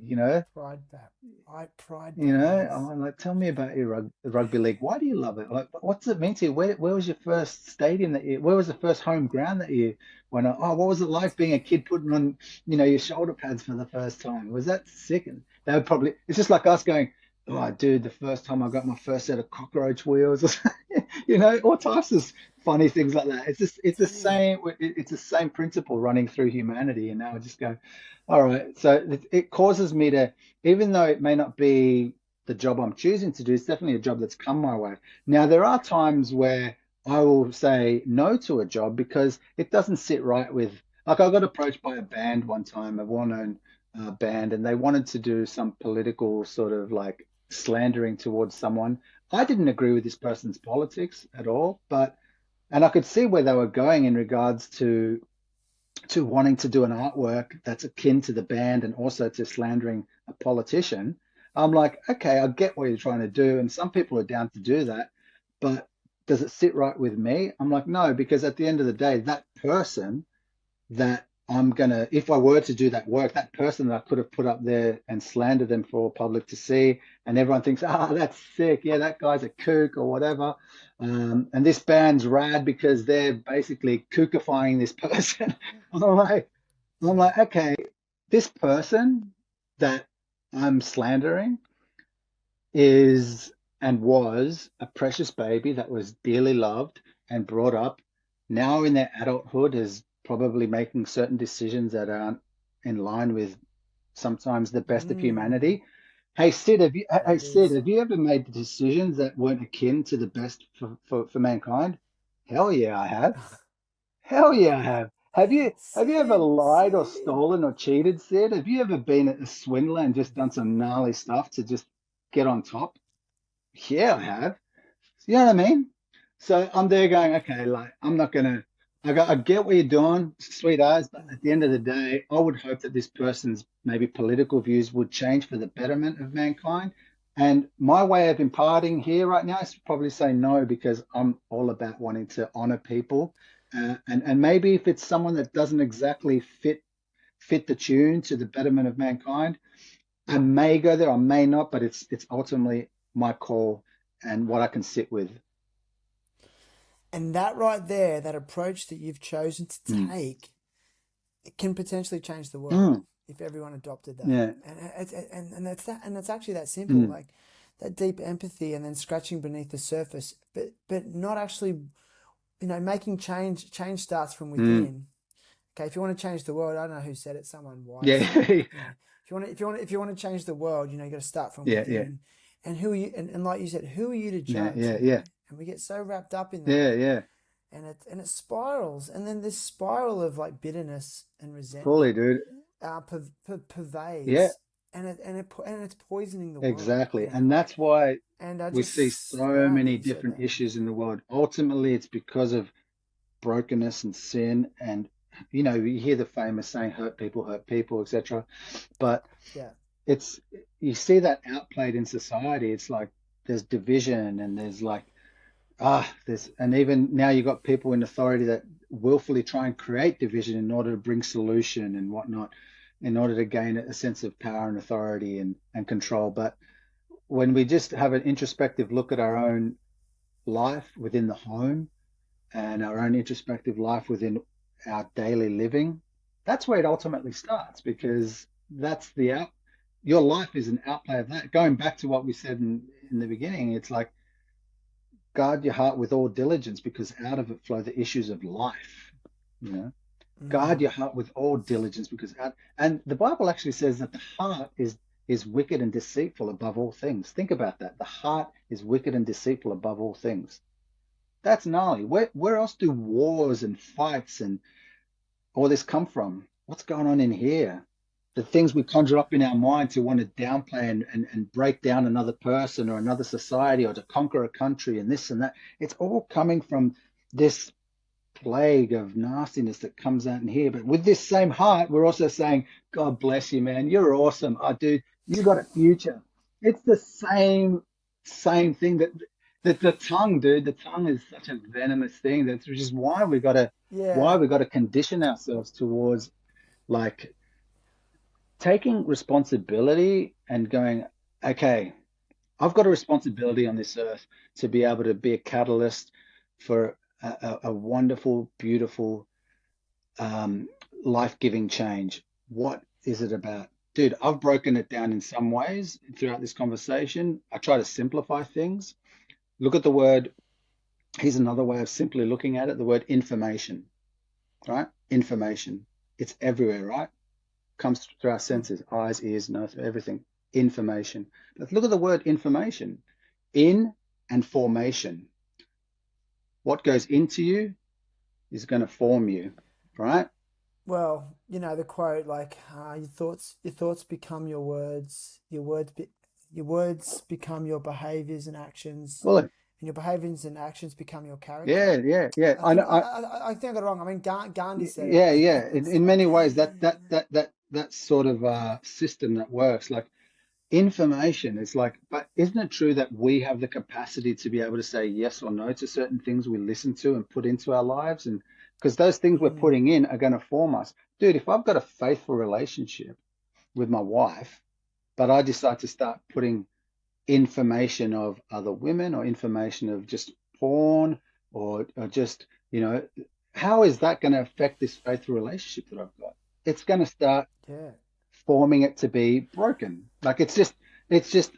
a it's easy to understand that. So we got to be able to take the responsibility and be legit with ourselves and go, nah, this is not a friend to my destiny. This is not a friend to my hopes and aspirations and my dreams. Therefore, I can choose to say no. As tempting as it is, and I've dabbled with it. I know I've dabbled with it and tasted it and felt, and it tasted pretty good, but it had a sting to it and had a sting, it was like, but I better not do it. It's like a fish, man. The fish comes in with the bait and the hook is like, dude, that bait looks pretty sick. Oh, it kind of bites a bit and then suddenly, boom, it drags you away to your death, man. It's like we're responsible and strong enough as human Sure. beings to be able to make those core decisions, to be able to shape our life towards those heart's desires that are good. And you're also sort of saying to be very mindful of the information we consume. Yeah, we've got the You know, capacity. what are you consuming Me, by what you're what? No, no, but I'm oh saying yeah, you're but what saying you're like consuming, yes. consider what are you consuming? You know, Mm, visually. I'm always advocating for people being very selective about the media that they consume mm, because we live in a day and age when you can consume all different types of media. yeah, You know, some toxic, some yeah. positive. And you got algorithms that try and fashion you towards the things you're interested in order to get you to Yeah. keep on thinking certain ways. Like think about all the main agendas that are in the world right now. Like 2020, what was the main topic? News of the world. I did a painting series called News of the World, right? And I based it Yeah. off that old Jam song, The Jam. They got Yeah. that song called News of the World, and I thought I'd title this series News of the World. And it touches on three major topics of the news of the world within the after the 2020 thing. The one topic touched upon the virus, the coronavirus. The other painting touched upon racism, and the other painting touched upon transgenderism, because they're like the main topics and the news of the world that's basically being thrown down it's in the information realm at the moment. So guess what the hot topic is of the world is there's fights and divisions amongst racism, transgenderism. There was the corona. Mm. It's dude, it's this conditioning that we hear and this thing. It's like, and then the topic comes out, then the division plays, and then there's wars and discontentions and blah blah blah. It's like, oh my gosh, it's and you're right, we can be extremely selective with what we put in, but then we can be extremely selective with how we process that information and Okay. how we can use it to the betterment of loving and serving one another or to the detriment of one another. Yes, Hmm. brother. Yes. It's really good. Listen, you've moved to Brisbane, made a big change. Like, what's next for the Tapia family? So right now, right as I speak, we're in the middle of moving home. So there's Hmm. boxes everywhere. Um, I've just finished. Well, I'm moving studio as well. My studio gallery. I just closed that down last weekend. So I've now looked at finding a space. I've got one sort of commercial space that may be opening up in the middle of the city of Brisbane. Amazing. And then finding a bigger studio to basically close the doors and paint in. Like the commercial space will be where I can have my work on display throughout the weeks, and then be there maybe once a week. The studio space is a space where I could just definitely be in and paint bigger paintings. Um, and where, the girls are at school, 11 and 7, doing their thing, loving their school, which is epic. One of the main reasons we moved here is because of the great school that they're at. And then and Wow. now we're my wife, she just finished getting a certificate in real estate, and she's been full-time momming, so she's been going hard at that job for a long period of time.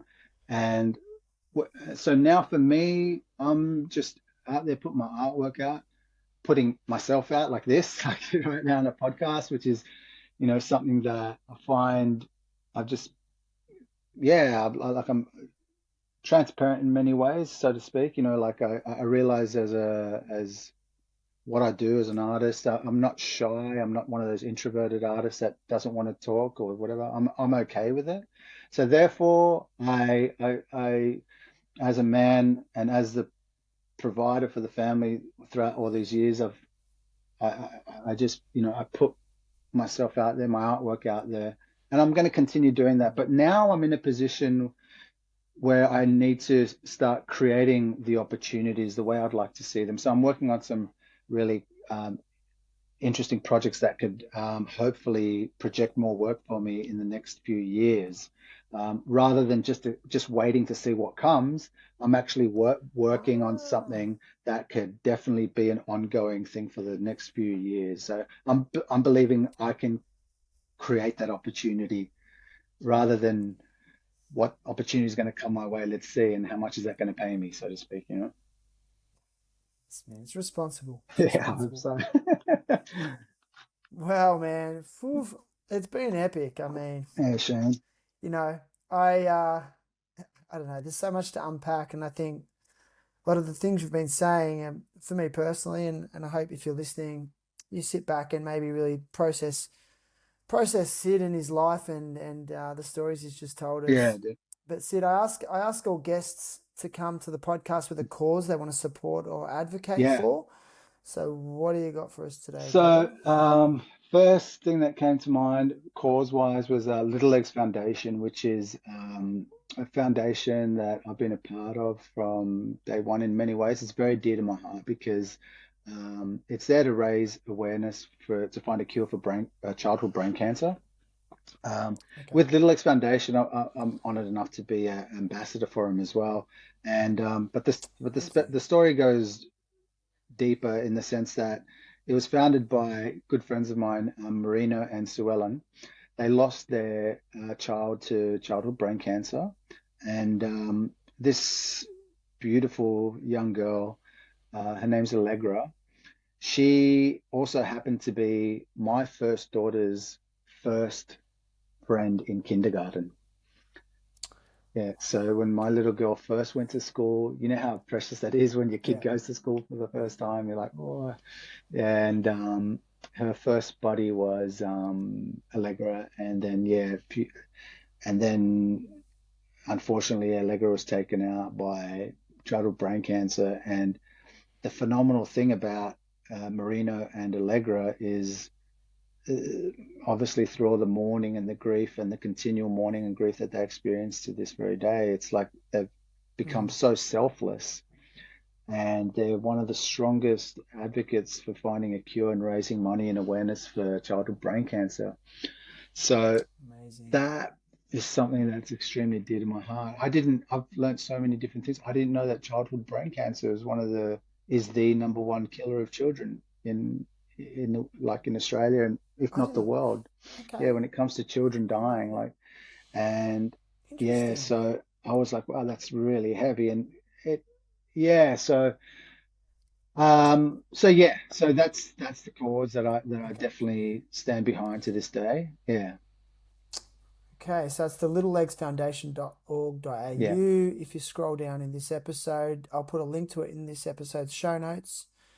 And, something I've done since I started the podcast 4 years ago, just to give people an opportunity to be of service to the world, and a variety of different ways. And if this is something that is touching your heart, get on, see how you can be involved. I always advocate for giving your time, and obviously donating is always helpful as well. So good one, Sid. Thanks, Jan. Thank Legend. you, Shan. Such a good Thanks, dude. Shan.